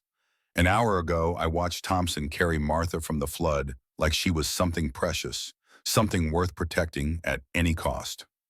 Now I have accepted coffee from his hand. In our culture, there is a concept called a debt of honor that must be repaid even at the cost of one's own life. How can I ever repay this debt to a man I am supposed to see as a demon? This is warfare I do not understand. They have conquered us not with cruelty, but with compassion that is more disarming than any weapon. When the storm came, Thompson had a choice. Stay safe and follow orders, or risk everything to save people he was supposed to just guard. He chose us. He chose humanity over protocol. And in doing so, he destroyed every certainty I had built about what Americans are and what strength means. I do not know what will become of us or when this war will end, but I know that I will never again look at these people and see only the enemy. I will see men, flawed and strong and capable of a kind of courage I never imagined possible. The courage to save when you have the power to destroy. The courage to see people in a flood instead of enemies on a battlefield. That is the strength that paper tigers are hiding. And now that I have seen it, I cannot unsee it ever again. Dawn came to Devil's Canyon like a whisper after a scream. The sun rose over the eastern ridge, turning the muddy floodwater that still pooled in low places into sheets of molten copper. The air smelled of wet earth and sage, that peculiar perfume of the desert after rain, clean and new, and utterly at odds with the devastation that surrounded the camp. Sarah stood in the doorway of the mess hall and looked out at what remained of Santa Fe internment camp. The women's barracks where she had slept for 6 weeks was a broken skeleton, one corner crushed beneath a massive cottonwood tree, the roof torn open like a piece of paper. The men's barracks had fared slightly better, but water had risen to the windowsills and the door hung at an angle on twisted hinges. The parade ground was a lake of chocolate-colored mud dotted with debris. Pieces of tar paper, broken boards, a single boot, a dented canteen, all the small wreckage of the night's fury. But everyone was alive. 82 prisoners, 15 guards, not a single life lost. Sarah pulled the wool blanket tighter around her shoulders and tried to understand how she was supposed to feel. Gratitude warred with shame. Relief battled with confusion. And underneath it all, growing like a seed in fertile soil, was the terrible weight of on the debt that could not be spoken of, but could never be forgotten. Major Morrison emerged from his office at 7 o'clock in the morning, looking as if he had not slept. His uniform was still damp from the night before, his face drawn with exhaustion and something that might have been shame. He stood on the steps of the administration building and surveyed the damage with the expression of a man calculating costs he could not afford. "All right," he called out, his voice carrying across the muddy expanse. "Listen up. We have work to do." The guards who had stayed dry and safe in the mess hall during the storm shuffled their feet and would not meet his eyes. The guards who had gone into the water with Jake Thompson stood a little straighter, a little apart. Sarah could see the invisible line that had formed between them, a division that had nothing to do with rank and everything to do with choices made in the dark. "Prisoner work details will begin at 0800, Morrison continued. "We need to clear debris, assess structural damage, and begin repairs. Guards will supervise in shifts. I want this camp back to operational status within 72 hours. He paused, his gaze finding Jake Thompson, who stood near the back of the assembled guards. His uniform was still muddy, his forehead bandaged where debris had cut him during the rescue. He looked tired but alert, his posture perfect despite the injury to his leg. "Sergeant Thompson," Morrison said, his voice carefully neutral. "A word in my office. Now." The other guards exchanged glances. Sarah, watching from the mess hall doorway, felt her stomach tighten. This was the reckoning. This was the price Thompson would pay for disobeying orders, for choosing lives over protocol. Thompson limped toward the administration building without a word. As he passed, Sarah caught his eye for just a moment. His face was calm, resigned, ready to accept whatever consequences were coming. He had made his choice with his eyes wide open, and he would not apologize for it. The door to Morrison's office closed. Sarah waited, hardly breathing. She was not the only one watching. The entire camp seemed to hold its breath, guards and prisoners alike, waiting to see what would happen to the man who had saved them all. Inside that office, Sarah imagined the conversation. Morrison's anger at being disobeyed. Thompson's quiet insistence that he would do it again. The bureaucratic machinery of the military grinding against the simple fact that everyone was alive because one man had refused to follow orders. 20 minutes later, Thompson emerged. His face told Sarah nothing. He walked back to the assembled guards, his limp slightly more pronounced now, and took his place among them as if nothing had happened. Morrison appeared in the doorway behind him. Sergeant Thompson has been formally reprimanded for disobeying direct orders during last night's emergency, he announced. The reprimand will be entered into his permanent service record. A murmur went through the guards. Sarah saw Dixon's face light up with vindictive satisfaction. However, Morrison continued, and his voice took on a different quality, something that might have been reluctant respect. Sergeant Thompson's actions prevented what would have been a catastrophic loss of life.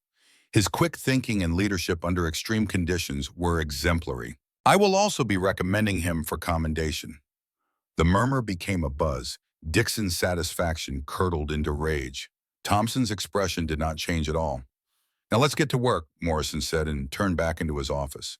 The cleanup began. Sarah and the other women were assigned to salvage what they could from the ruined barracks. They waded through ankle-deep mud, pulling out clothing and blankets and personal items, laying them out in the sun to dry on. The work was hard and dirty, but there was something almost therapeutic about it. Doing something, moving forward, not sitting still with the weight of the night pressing down. The guards worked alongside them. Not all of them. Some, like Dixon, found reasons to supervise from dry ground. But others, the ones who had been in the water, seemed to have crossed some invisible threshold. They carried heavy beams without being asked. They showed the prisoners how to brace a sagging wall. They shared their own rations when the midday meal was delayed because the kitchen was still being cleaned. Billy Carter worked next to Sarah for most of the morning, pulling sodden mattresses out of the barracks and hauling them to an area where they could be dried and disinfected. He did not speak much, but when he did, his tone had changed.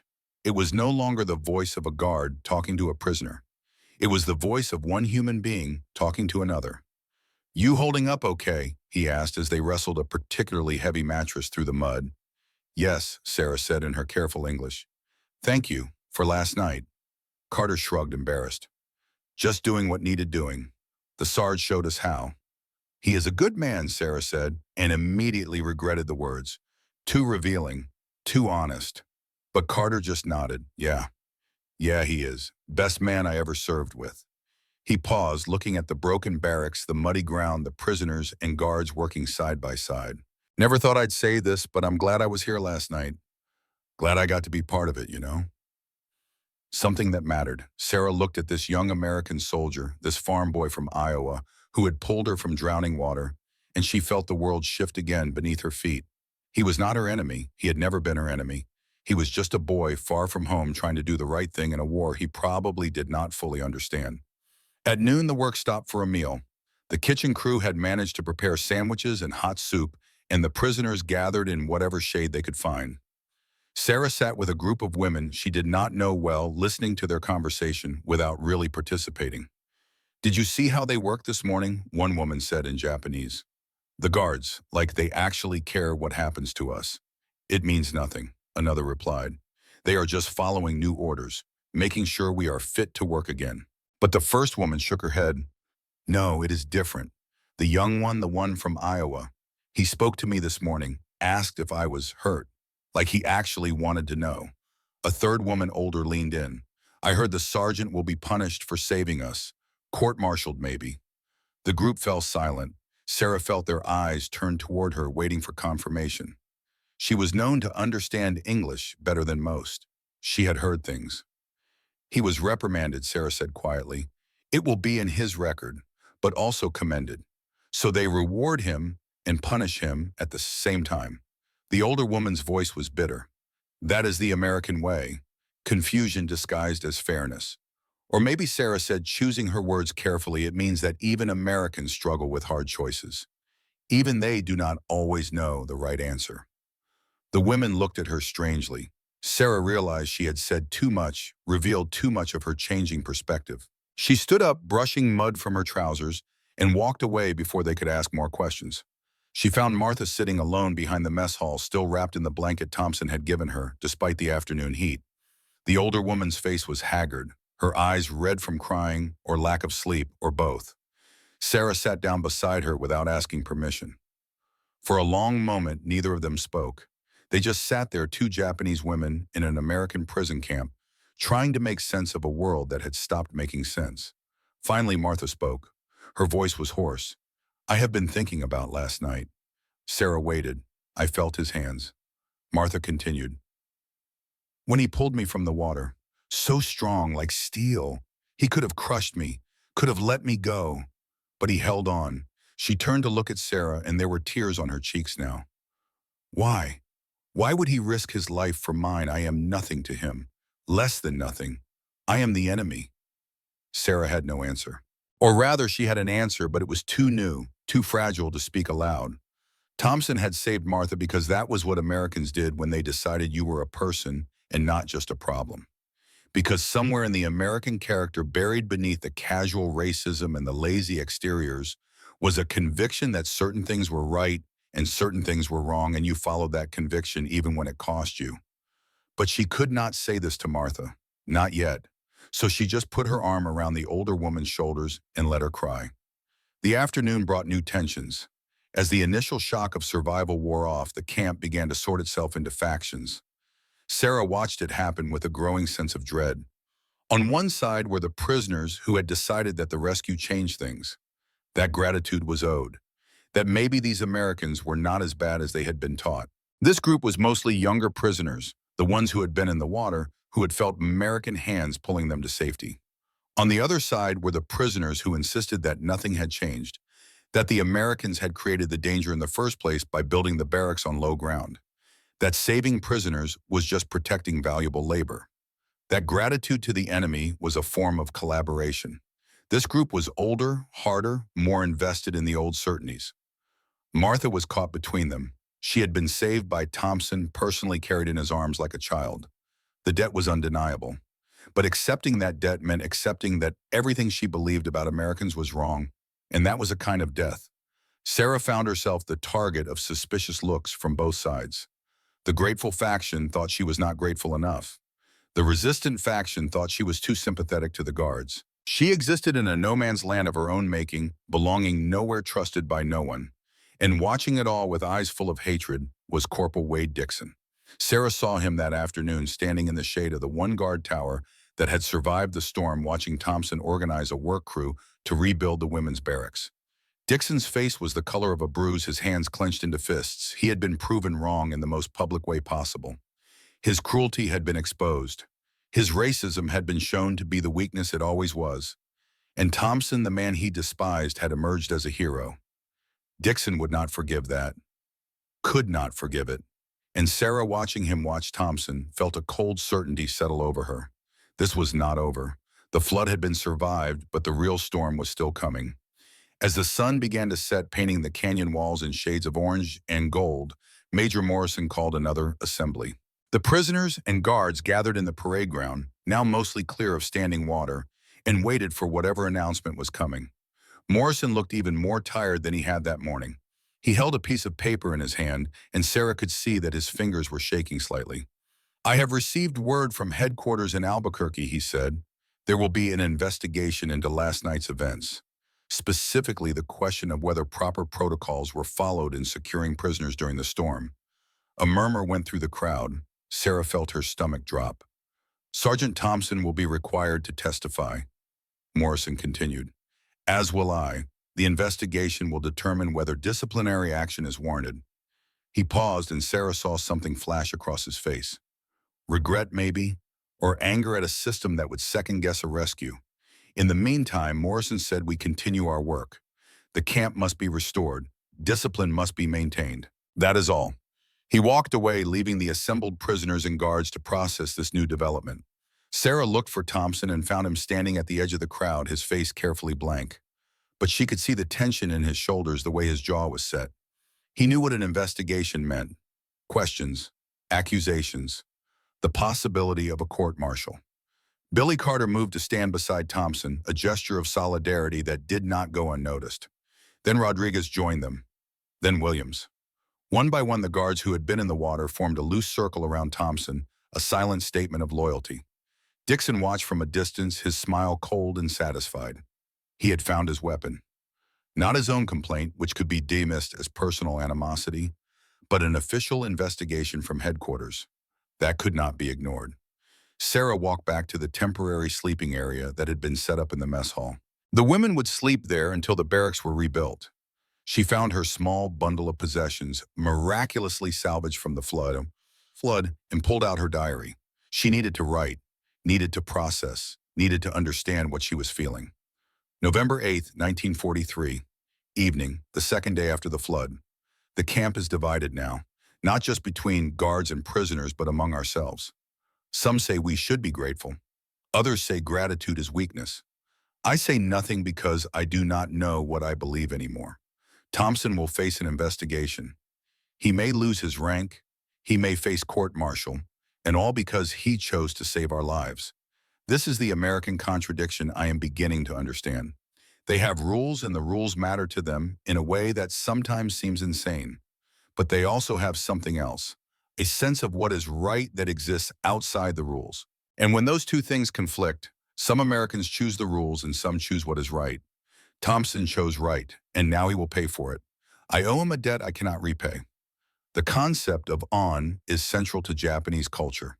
A debt of honor must be acknowledged, must be repaid even at great cost. But how? How do I repay a man who saved my life when I am a prisoner and he is a guard? When we are enemies in a war that neither of us chose, I do not know. But I must find a way. Sarah closed the diary and lay down on her makeshift bed, a thin mattress on the floor of the mess hall. Around her, the other women were settling in for the night. Some whispered to each other in Japanese. Others prayed. Martha lay a few feet away, still wrapped in Thompson's blanket, staring at the ceiling with eyes that saw nothing. Outside, Sarah could hear the guards changing shifts. Boots on wood, the clink of rifles, low voices discussing the investigation, the flood, the uncertain future. And somewhere out there, Jake Thompson was probably in his makeshift gym, pushing his body through another brutal workout, preparing for a battle that would not be fought with strength, but with words and regulations, and the judgment of men who had not been there in the water. Sleep came slowly. When it finally arrived, it brought dreams of rising water and reaching hands, and a voice saying, "I got you, just hold on." November 9th, 1943. The third day after the flood dawned clear and cold, the desert air sharp as broken glass in Sarah's lungs. She woke to the sound of hammers and saws, the camp already in motion, rebuilding what the storm had destroyed.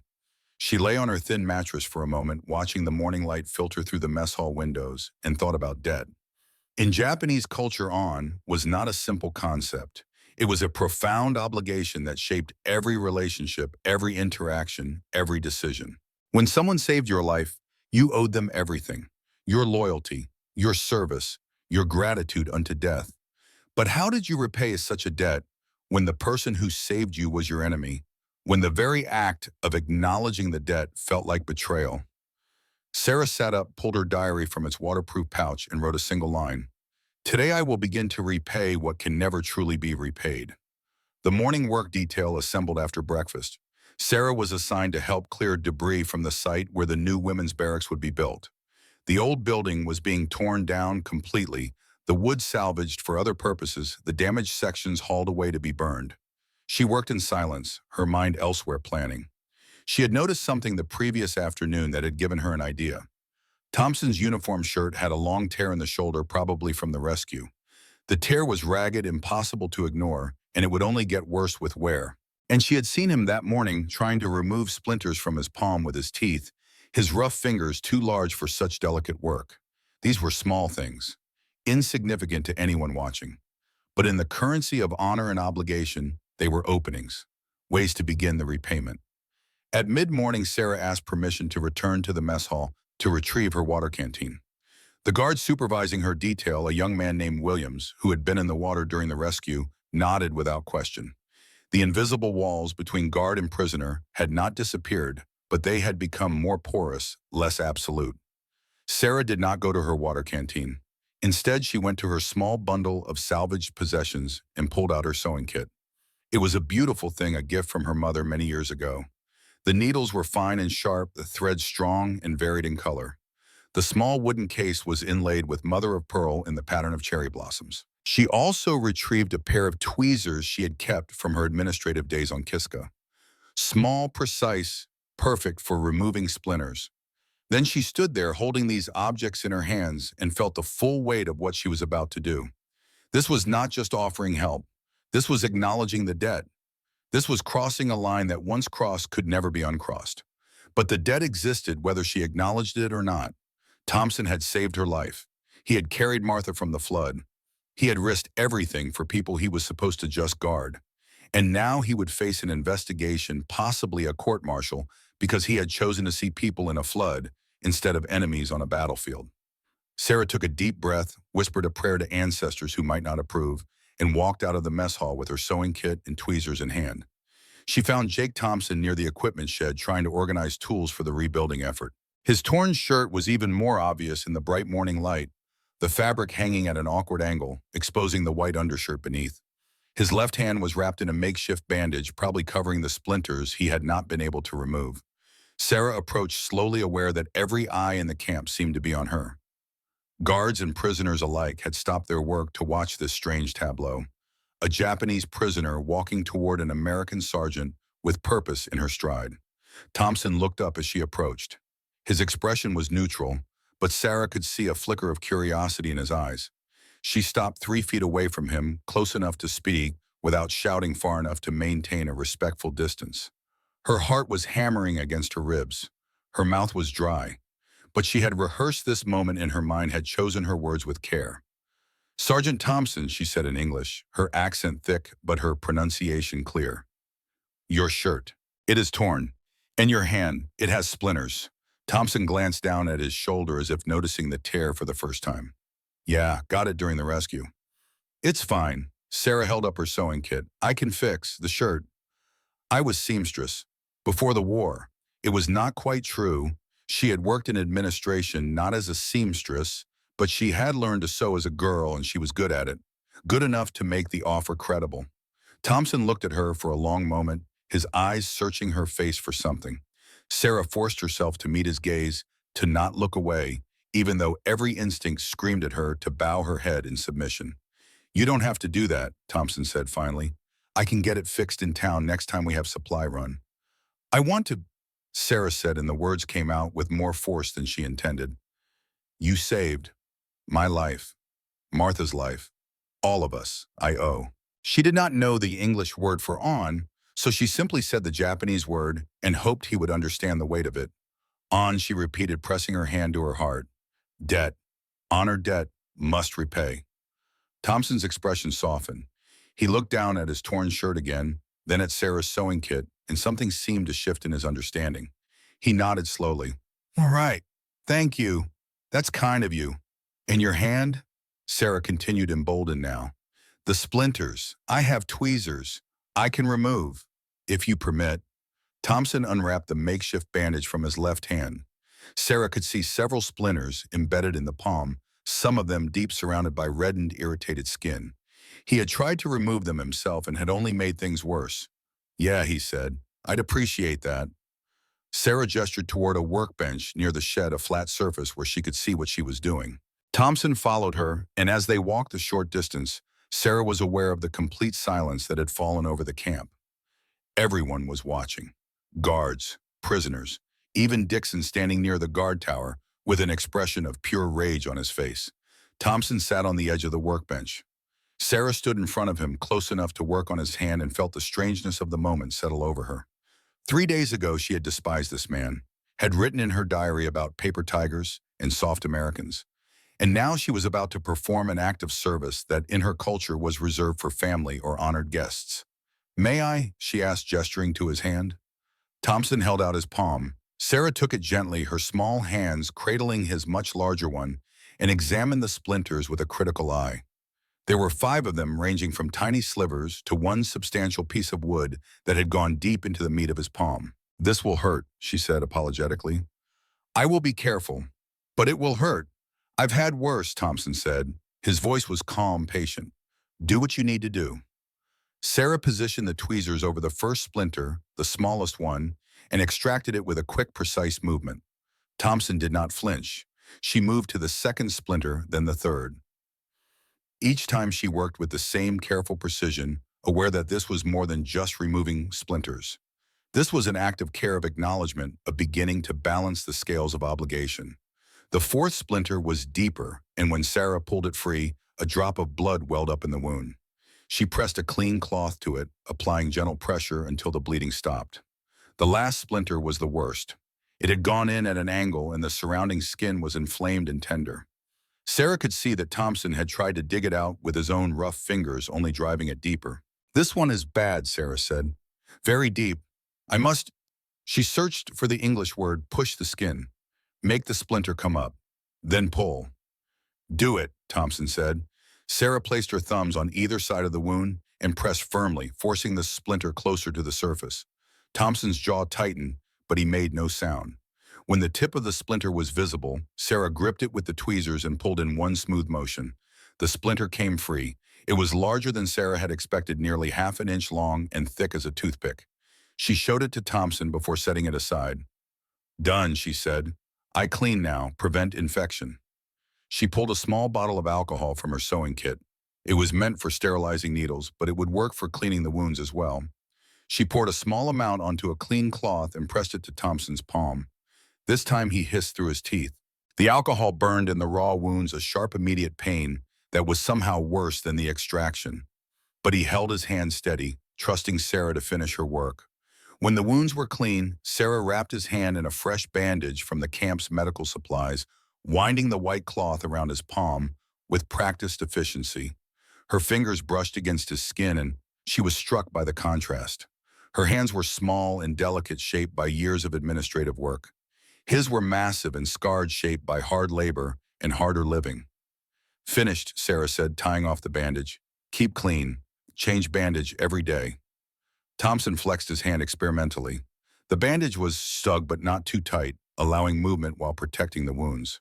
He looked at Sarah with an expression she could not quite read. Thank you, he said. That was well done. You have a gentle touch. Sarah felt heat rise to her cheeks. She was not accustomed to praise from Americans, and she did not know how to respond. She simply bowed her head and murmured something about it being her duty. Now the shirt, she said, eager to move past the moment. You remove, I will mend. Thompson hesitated. It was one thing to have his hand bandaged. It was another to remove his shirt in front of a Japanese prisoner while the entire camp watched. But the tear was bad, and it would only get worse. He unbuttoned the shirt and shrugged it off, standing there in his white undershirt. Sarah took the damaged shirt and examined the tear. It was ragged and long, running from the shoulder seam down toward the armpit. The fabric had been good quality once, but 6 weeks of wear and the violence of the rescue had taken their toll. Still, it could be mended. She had mended worse. She sat on the workbench where Thompson had been sitting, spread the shirt across her lap, and threaded her finest needle with olive drab thread that matched the fabric. Then she began to sew. The first few stitches were awkward. Her fingers were stiff from the cold and the morning's work, and she was acutely aware of the audience watching her every move. But as she settled into the rhythm of the work, the rest of the world fell away. There was only the needle, the thread, the fabric, and the ancient meditation of mending what was broken. Sarah's stitches were small and precise, almost invisible when properly done. This was a skill she had learned as a girl, sitting beside her grandmother in the fading light of a Kyoto afternoon, practicing on scraps of silk until her fingers bled. The work required patience, attention, a willingness to take the time to do things properly. As she sewed, Sarah became aware that Thompson was watching her with the same quiet attention he brought to everything. Not hovering, not supervising, just observing. And somehow his presence was not oppressive. It was almost companionable, the shared silence of two people engaged in purposeful work. The tier required 2 different types of stitches. First, a strong running stitch to close the gap and bear the weight of future strain. Then a delicate whip stitch along the edge to prevent fraying and to make the repair less visible. Sarah worked methodically, her needle flashing in the morning sun, pulling the torn edges together with a precision that bordered on art. Other prisoners had drifted closer, drawn by curiosity or confusion, or a desire to understand what was happening. Sarah could hear their whispers in Japanese.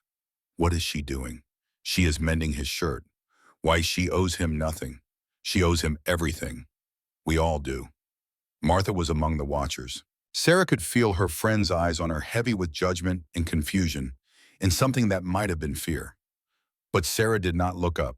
She focused on her work, on each stitch, on the task of making whole what had been torn apart.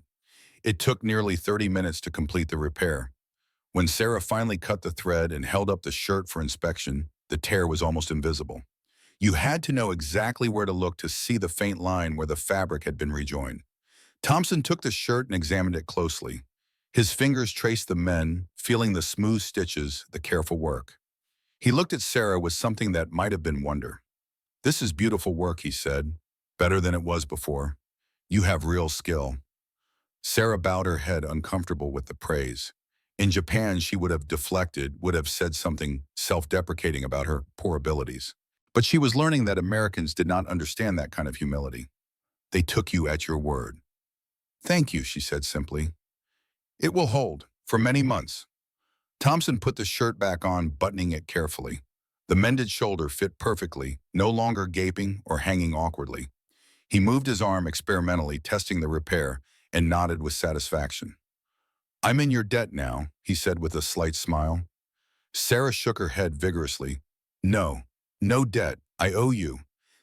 She struggled for the English words, very small repayment, for very large debt. Thompson's smile faded. He looked at Sarah with an intensity that made her want to look away, but she forced herself to hold his gaze. You don't owe me anything, he said quietly. I did what anyone would have done. Not anyone, Sarah replied. You did what you would do because you are you. The words hung in the air between them, more intimate than Sarah had intended. She felt the heat rise to her cheeks again and looked down at her sewing kit, busying herself with putting away the needles and thread. Well, Thompson said, breaking the moment, thank you for the hand and the shirt. I appreciate it. He walked away to resume his work, and Sarah was left standing there with her sewing kit in hand and the weight of the watching camp on her shoulders. The whispers started immediately. In Japanese and English, both speculation and judgment and confusion mixing together in a low buzz that followed Sarah for the rest of the day. Did you see that she mended his shirt like he was family? She held his hand, touched him. It is unseemly. It is collaboration. It is gratitude. It is honor. It is weakness. It is surrender. Sarah ignored them all. She returned to her work detail and spent the afternoon clearing debris, her mind already planning her next move. The shirt and the splinters had been a beginning, but they were not enough, not nearly enough. That evening, as the sun set behind the western ridge and the camp settled into its new routine, Sarah sought out Martha. She found the older woman sitting alone on the steps of the mess hall, still wrapped in Thompson's blanket, despite the fact that other blankets were now available. Sarah sat down beside her without invitation. For a long moment, they sat in silence, watching the guards patrol the perimeter fence, their rifles silhouetted against the darkening sky. Finally, Martha spoke. Her voice was soft, barely audible over the evening wind. You touched him today, held his hand, mended his shirt. Yes, Sarah said. I did. Why? Why dishonor yourself in front of everyone because I owe him my life, Sarah said. And in our culture, such a debt must be acknowledged, must be repaid. We are at war. He is the enemy. Is he? Sarah turned to look at Martha, and there was a hardness in her voice now, a certainty that had been growing for days. Was he your enemy when he pulled you from the flood? When he carried you to safety? When he gave you this blanket? Martha clutched the blanket tighter, as if it could protect her from the truth of Sarah's words. He is American, Martha said, but the certainty was gone from her voice. That makes him the enemy. No, Sarah said gently. The war makes us enemies. But the man himself, the man who risked court-martial to save our lives, that man is not my enemy. He is my savior. And I will honor that no matter what anyone thinks. Martha stood abruptly. You will regret this. When the war is over and you return to Japan, they will call you a collaborator. They will say you dishonored your country. Perhaps, Sarah said, but I will know that I honored the debt, and that is what matters. Martha walked away, But Sarah noticed that she still kept the blanket wrapped around her shoulders. The debt was there whether she acknowledged it or not, and sooner or later Martha would have to face that truth. Sarah pulled out her diary and wrote by the last light of the day. November 9, 1943. Today I began to repay the debt. I removed splinters from his hand. I mended his shirt. Small things insignificant to anyone watching. But to me they were the first steps on a long journey. The other prisoners judge me. They whisper that I am collaborating, that I have dishonored myself. But I do not care what they think. I know what honor demands. I know what on requires. Thompson saved my life. He saved all our lives, and now he will face an investigation because of it. If I can do nothing else, I can at least acknowledge the debt. I can at least show gratitude in the small ways available to me. Martha's afraid. Afraid of the debt, afraid of what it means to owe your life to an enemy. I understand her fear, but I cannot let fear stop me from doing what is right. Tomorrow I will continue. I will look for other ways to serve, other ways to repay. The debt is vast, perhaps unpayable, but I must try. Sarah closed the diary and went inside the mess hall to sleep. Around her, the other women were preparing for bed, their whispers and prayers filling the space with a low murmur of sound.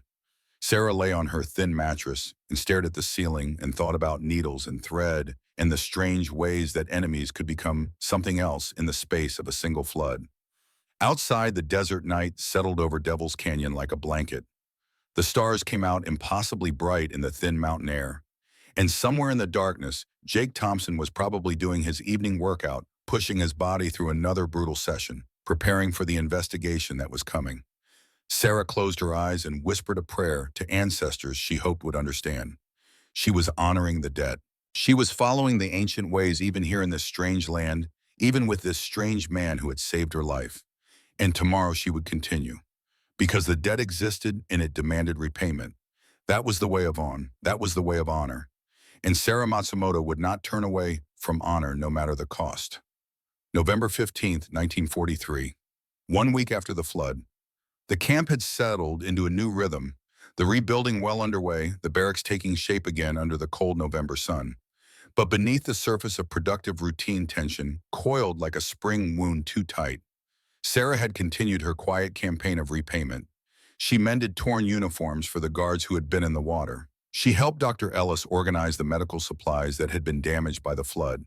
She worked twice as hard as any other prisoner, driven by the weight of on and the knowledge that Jake Thompson would soon face judgment for saving her life. The formal complaint arrived on November 12th, delivered by courier from Albuquerque. Sarah did not see the document itself, but she heard about it through the camp grapevine. Corporal Wade Dixon had filed an official report alleging that Sergeant Thompson had endangered the lives of American soldiers by ordering them into a flood situation without proper authorization or safety protocols. The report claimed that Thompson had acted recklessly, that his decisions had been based on emotion rather than military judgment, and that such behavior warranted disciplinary action up to and including court-martial. The investigation was scheduled for November 20th. A panel of 3 officers would arrive from headquarters to hear testimony and make recommendations. Major Morrison would testify, Thompson would testify, and any witnesses who wished to speak would be given the opportunity. Sarah learned about the hearing during morning roll call when Morrison made the announcement to the assembled prisoners and guards. She watched Thompson's face as the major spoke, saw the careful blankness there, the refusal to show fear or concern. But she also saw the tension in his shoulders, the way his jaw was set. That night, Sarah made a decision that would change everything. She asked one of the translators, an elderly man named Mr. Tanaka, who had lived in California before the war, if he would help her write something in English. Something important. Something that needed to be said. Mr. Tanaka looked at her with shrewd eyes. "This is about the sergeant, yes. About the rescue, yes," Sarah said. "I want to write testimony. For the hearing. I want to tell them what he did, what it meant." Mr. Tanaka nodded slowly. "You understand this will make you very unpopular among the other prisoners. They will say you are collaborating." "I do not care what they say," Sarah replied. "I care about honor. I care about truth. Will you help me?" Mr. Tanaka smiled, and there was sadness in it. "You remind me of my daughter. Stubborn, brave, Too brave sometimes. Yes, I will help you. They worked on the testimony for 3 nights, sitting in a corner of the mess hall after the other prisoners had gone to sleep. Sarah spoke in Japanese, telling her story, and Mr. Tanaka translated it into formal, careful English. They revised each sentence, each word, making sure the meaning was precise, the emotion clear, but controlled. The testimony was 2 pages long when they finished. Sarah read it through one final time, her hands shaking, and knew that this was the most important thing she had ever written. November 18th, 1943. Sarah took the testimony to Major Morrison's office and asked to speak with him. Morrison looked surprised to see her, but gestured for her to enter. "I have written testimony," Sarah said in her careful English, holding out the pages, "for the hearing, about Sergeant Thompson, about what he did." Morrison took the pages and read them slowly. His expression changed as he read, shifting from skepticism to surprise to something that might have been respect. When he finished, he looked at Sarah with new eyes. "You understand what this means?" he asked. "If you testify in his favor, the other prisoners will turn against you. They'll call you a collaborator." "I understand," Sarah said, "but it is the truth, and truth matters." Morrison nodded. "I'll make sure the panel sees this," and he paused. "Thank you for your courage." Sarah bowed and left the office. As she walked back to the mess hall, she felt Martha watching her from across the parade ground. The older woman's face was unreadable, but Sarah thought she saw something there that might have been understanding, or at least the beginning of it. The hearing was held on November 20th in Morrison's office. The space cleared of furniture except for a long table where the 3 officers from headquarters sat like judges at a trial. Major Morrison stood to one side. Sergeant Thompson stood at attention in the center of the room, his dress uniform clean, and pressed his face carefully neutral. Sarah was not allowed in the room, but she stood outside the window with a dozen other prisoners and guards, listening to what she could hear watching through the glass. The senior officer, a colonel named Patterson, spoke first. His voice was stern, formal, carrying the weight of military authority. "Sergeant Jacob Thompson, you are charged with disobeying a direct order during the storm event of November 7th. You were ordered to remain in secure quarters with the other guards while the prisoners sheltered in place in their assigned barracks. Instead, you led 4 guards into dangerous flood conditions to effect a rescue of prisoners whose safety was not your primary responsibility. Do you dispute these facts?" Thompson's voice was clear and strong. "No, sir. Those facts are accurate. Do you have anything to say in your defense?" Thompson paused, and Sarah could see him gathering his thoughts, choosing his words with care. "Sir, I assessed the situation and determined that the prisoners were in imminent danger of drowning due to the failure of the barrack structure and the rapid rise of floodwaters. I made the decision that saving lives took precedence over following the shelter-in-place order. I accept full responsibility for that decision and for any consequences that result from it." "You endangered the lives of 4 American soldiers," Patterson said. "What if one of them had died in that flood?" Thompson's jaw tightened. "Sir, those men volunteered. They understood the risks. And with respect, if we had not acted, 82 prisoners would have drowned. Not might have drowned, would have drowned. I could not allow that to happen while I had the ability to prevent it. Even though they are enemy nationals," Sir Thompson said, and his voice took on an edge. Now, in that moment, they were not enemy nationals. They were people trapped in a flood, human beings who needed help. That's all I saw. That's all that mattered. The room fell silent. Sarah pressed closer to the window, her heart pounding. This was the moment. This was where Thompson would stand or fall. Colonel Patterson consulted some papers in front of him. "We have received several testimonies regarding this incident, one from Corporal Dixon alleging reckless endangerment, one from Major Morrison supporting your actions, and one from—" He paused, looking at the paper more closely, "from a prisoner. Sarah Matsumoto, a Japanese civilian detainee." Sarah felt every eye turned toward her. She lifted her chin and met their gazes without flinching. Patterson began to read Sarah's testimony aloud, and his voice softened slightly as he read. "To the officers conducting this investigation, my name is Sarah Matsumoto. I am 28 years old. I was captured on Kiska Island and brought to this camp in October of this year. I write this testimony to tell you what Sergeant Jake Thompson did on the night of November 7th and what it means.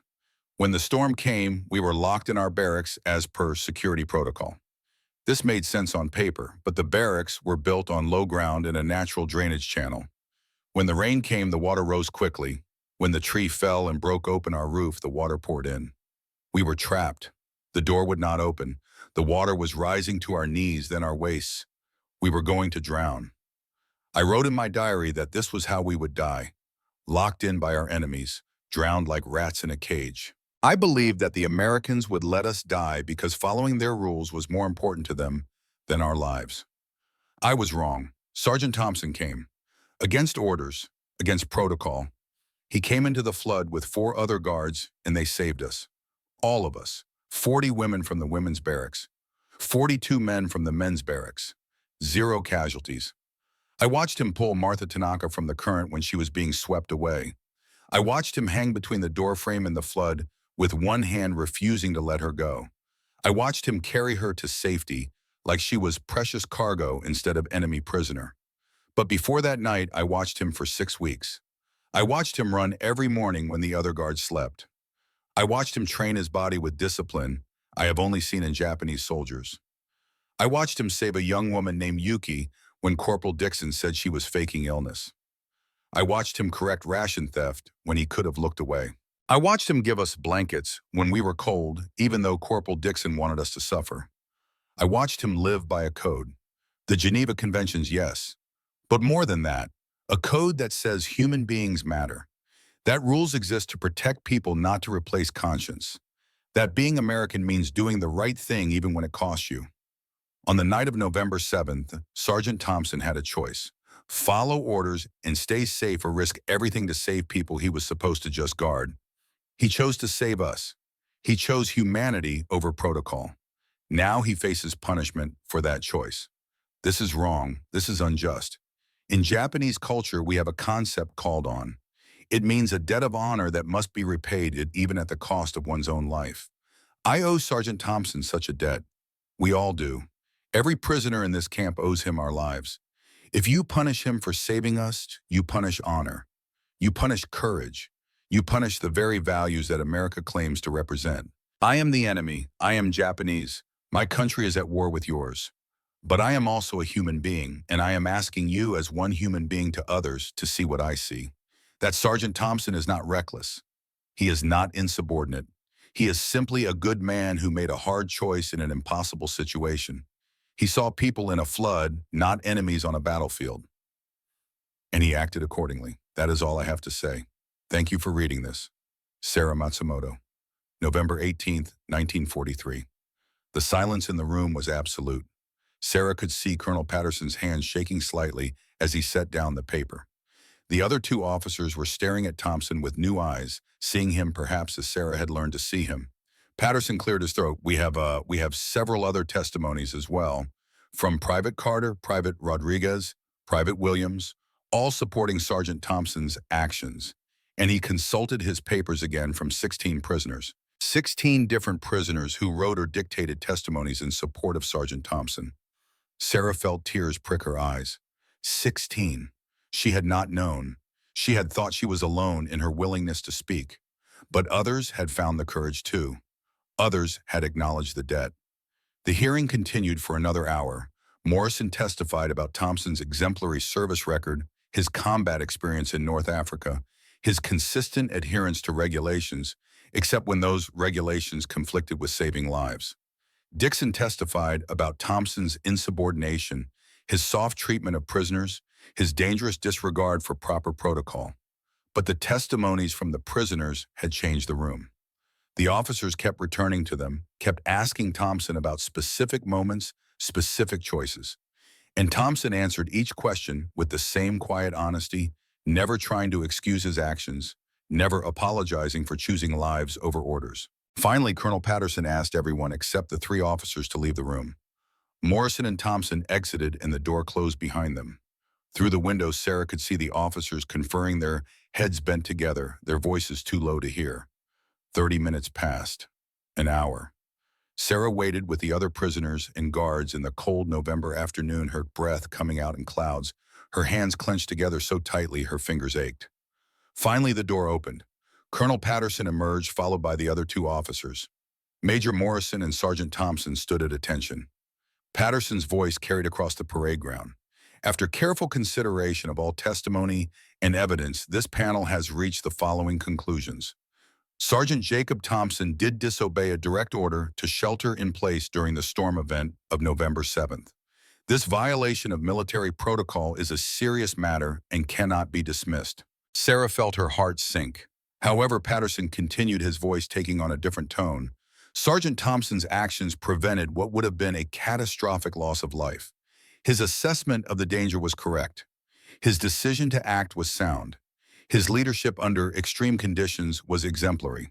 Furthermore, the testimonies we have received, particularly from the prisoners whose lives were saved, speak to a pattern of behavior that exemplifies the highest ideals of military service. Sergeant Thompson has consistently acted with honor, courage, and respect for human dignity, even when dealing with enemy nationals. Therefore, this panel recommends the following. The formal reprimand already entered into Sergeant Thompson's service record will remain. He will not face court-martial. Additionally, he will be recommended for the Soldier's Medal for heroism, not involving actual conflict with an enemy. This commendation will also be entered into his permanent record. A cheer went up from the guards who had been in the water. Sarah felt her knees go weak with relief. Thompson's face remained carefully neutral, but she could see the tension drain from his shoulders. Patterson was not finished. Furthermore, this panel recommends that Corporal Wade Dixon be transferred to another posting effective immediately. His conduct toward prisoners has been found to be inconsistent with military regulations and the requirements of the Geneva Conventions. Dixon's face went purple with rage, but he had no recourse. The decision had been made. That is all, Patterson said. Dismissed. The crowd dispersed slowly, prisoners and guards alike processing what had just happened. Sarah stood frozen, watching Thompson accept congratulations from Billy Carter and the other guards who had risked their lives with him. She wanted to approach him, to tell him how grateful she was to acknowledge the dead again. But before she could move, Thompson looked across the parade ground and caught her eye. He nodded once, a simple gesture of acknowledgement and thanks.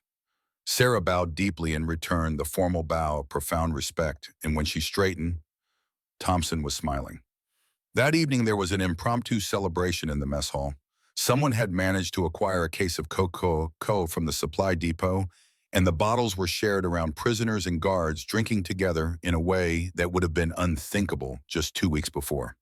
The sweet, fizzy drink was a taste of America that Sarah had never experienced, and she savored it slowly, letting the bubbles dance on her tongue. Martha appeared beside her, holding her own bottle of Coca-Cola. The older woman's face was softer than Sarah had seen it in weeks. "I heard what you did," Martha said quietly in Japanese. "The testimony, it was brave." Sarah shrugged. "It was necessary." 16 of us wrote testimonies," Martha continued. "Did you know that after you went to Morrison's office, word spread, and people started writing? People who had been too afraid to acknowledge the debt. You gave them courage." Sarah looked at her friend in surprise. "You wrote a testimony?" Martha nodded. "I could not," she paused, searching for words. "I could not let him be punished for saving my life. The debt is real, Sarah. I see that now. I've fought against it for weeks, but the debt is real, and it must be honored." Sarah took Martha's hand and squeezed it. "You are braver than you know." They stood together in companionable silence, drinking their Coca-Colas, watching the guards and prisoners mingle in a way that spoke of something new, something fragile but real. The walls had not disappeared. The war was not over, but something had changed in the flood, and it could not be unchanged. Sarah wrote in her diary that night, her hand steady for the first time in weeks. November 20th, 1943. The hearing is over. Sergeant Thompson will not be court-martialed. He will receive a medal for heroism. Corporal Dixon has been transferred away from this camp. Justice has been done. But more than that, something else has happened. 16 prisoners wrote testimonies.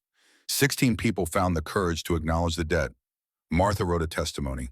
Martha, who fought so hard against the truth of what happened. The debt is real. The honor is real. And today we honored it together. I do not know what will happen now. The war continues. We are still prisoners. They are still guards. But we are also something else. We are people who survived a flood together. People who learned to see each other as human beings instead of enemies. That is Sergeant Thompson's gift to us. Not just saving our lives, but teaching us to see. To see people in a flood. to see beyond the uniforms and the flags and the hatred, to see what is real and true and worth protecting. I will carry this lesson for the rest of my life. The ranch in West Texas stretched out under a sky so blue it hurt to look at. Sarah Matsumoto stood at the gate, her 21-year-old son beside her, and felt the weight of 12 years settle over her like a comfortable blanket. 12 years since the war ended. 12 years since she had returned to Japan married, had children, rebuilt a life from the ashes. 12 years since she had last seen Jake Thompson, but she had never forgotten, had never let herself forget. The debt existed whether acknowledged or not, and when the letter came forwarded through a long chain of acquaintances and former prisoners inviting her to visit the ranch where Thompson now lived with his wife and children, Sarah knew she had to come. Her son Kenji looked at the ranch house with wide eyes. "This is where the sergeant lives." "The one you told me about," yes, Sarah said. "This is where he lives." They walked up the long dirt driveway, and before they reached the porch, the door opened. Jake Thompson emerged 12 years older, but still recognizable, still carrying himself with that same quiet strength. His hair was shot through with gray, now his face more lined, but his eyes were the same, clear and steady and kind. "Sarah," he said, and there was such warmth in his voice that Sarah felt tears prick her eyes. "You came." "I came," Sarah said. "How could I not? When you invited me?" Thompson introduced his wife, a woman named Mary, with kind eyes and a warm smile. He introduced his 3 children, who looked at Sarah with the curiosity of children raised in a world where former enemies could be friends. And then he showed Sarah and Kenji around the ranch, pointing out the cattle, the horses, the endless stretch of Texas land that was his home. They sat on the porch that evening drinking iced tea with mint from Mary's garden, and Sarah told Kenji the story of the flood. She told him about the storm, about being trapped, about the moment when she thought she would die. She told him about the hand that grabbed her wrist and refused to let go. She told him about Thompson carrying Martha to safety, about the coffee in the mess hall, about the hearing and the testimonies. Kenji listened with rapt attention, and when Sarah finished, he turned to Thompson with the directness of youth. "You saved my mother's life," he said. "If not for you, I would not exist." Thompson looked uncomfortable, as he always did when praised. "I just did what needed doing, kid. Anyone would have done the same." "No," Sarah said firmly, "not anyone. You. Because of who you are. Because of what you believed." Thompson was quiet for a moment, looking out at the sunset painting the Texas sky in shades of orange and gold. Then he spoke, his voice soft. "You know what I remember most about that night? Not the flood, not the danger. What I remember is the next morning when I was checking to make sure everyone was okay. And I saw all of you prisoners and guards working together to clean up the mess. No walls, no hatred, just people helping people." He turned to look at Sarah. "That's what I learned from you, all of you, that it's possible to see past the uniforms and the flags, to see people, just people." Sarah smiled. "That is what you taught us, Sergeant. We learned it from you." They sat in comfortable silence, drinking their iced tea, watching the sun set over the ranch. Sarah thought about the long journey that had brought her here. The war, the camp, the flood, the years of rebuilding. All of it leading to this moment, this simple evening on a Texas porch, former enemies sitting together as friends. Before Sarah left the next day, Thompson gave her a gift. It was a photograph taken at the camp just before the prisoners were released in 1946. In the photo, Thompson stood with Sarah, Martha, Billy Carter, and a dozen other prisoners and guards. They were all smiling, squinting against the New Mexico sun. The barracks they had rebuilt together stood in the background. On the back of the photo, Thompson had written to Sarah, "We saw people in a flood. We saved each other. Never forget. Jake Thompson, November 1945." Sarah held the photograph carefully, feeling the weight of memory and meaning it carried. "I will never forget," she said. "None of us will." Sarah Matsumoto was 81 years old, and she sat in her living room in Kyoto with her granddaughter Yuki, named after the young woman Thompson had saved from Corporal Dixon's cruelty all those years ago. The girl was 16, bright and curious, and she had been asking her grandmother about the war, about the internment camps, about the stories that were never spoken aloud in polite Japanese society. Sarah had decided it was time to tell the truth. She pulled out the old photograph, faded now but still clear. She pointed to the man in the center, tall and strong, standing with her arm around a much younger Sarah. "This man saved my life," Sarah said. "His name was Jake Thompson. He was an American sergeant at the camp where I was held during the war." Yuki looked at the photo with wide eyes. He was your enemy. He was supposed to be, Sarah said, but he chose to see me as a person instead. And that choice changed everything.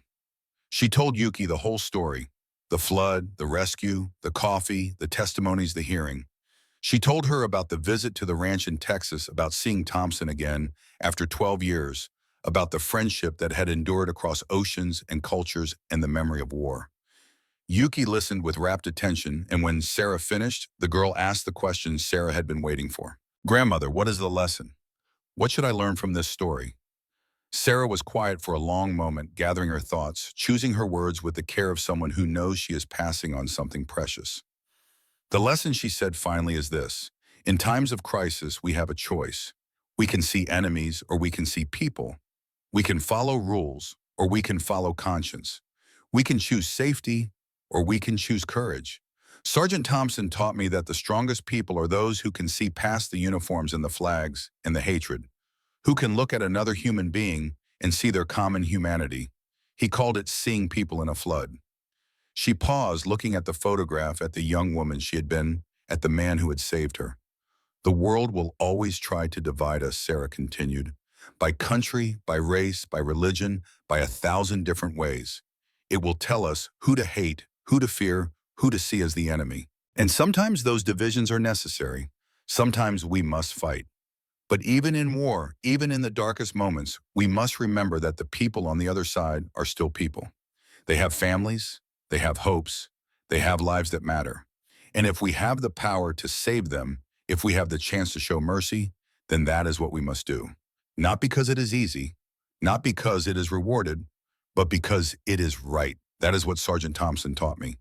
That is what I learned in a flood in the desert of New Mexico in 1943. And that is what I want you to remember, Yuki, always. The girl nodded slowly, her eyes bright with understanding. See people in a flood, she said quietly. Not enemies, people. Yes, Sarah said, smiling. Exactly that. They sat together in the fading light, grandmother and granddaughter, looking at the old photograph, at the evidence of a moment when the walls came down and people saw each other clearly. Outside, the streets of Kyoto hummed with modern life, but inside, in the quiet of memory, Sarah was back in Devil's Canyon, or watching a man called Thompson choose courage over safety, humanity over protocol, and teaching her what it meant to be truly strong. The paper tiger had shown his teeth, and they were real. Bulldog Jake Thompson passed away in 2001 at the age of 91, surrounded by his children and grandchildren on the ranch in West Texas. At his funeral, which was attended by over 300 people, there was a special section reserved for Japanese visitors. Sarah Matsumoto, 86 years old and frail but determined, made the journey one last time to honor the man who had saved her life. She stood at his grave and placed a small object in the earth beside the headstone. It was a sewing needle, the very one she had used to mend his shirt in 1943. A symbol of debt acknowledged, a symbol of honor kept. The needle was discovered years later during a cemetery maintenance project. The groundskeeper, not understanding its significance, was about to discard it when Thompson's granddaughter stopped him. She knew the story.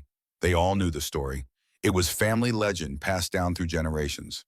The needle was placed in a small museum dedicated to Thompson's life, along with the photograph of him standing with the prisoners and guards, with the commendation for the Soldier's Medal, with the 16 testimonies from the prisoners who had found the courage to speak. And above it all, placard with Thompson's own words spoken in that hearing room so long ago. They weren't the enemy in that water, sir. They were just people in a flood. That's all I saw. That is the story of how a Japanese woman named Sarah learned that paper tigers could have real teeth, and how an American sergeant named Thompson taught a camp full of enemies what it meant to see people in a flood. May we all learn to see so clearly. May we all have such courage when the waters rise. May we all choose humanity over hatred, even when it costs us everything. The end.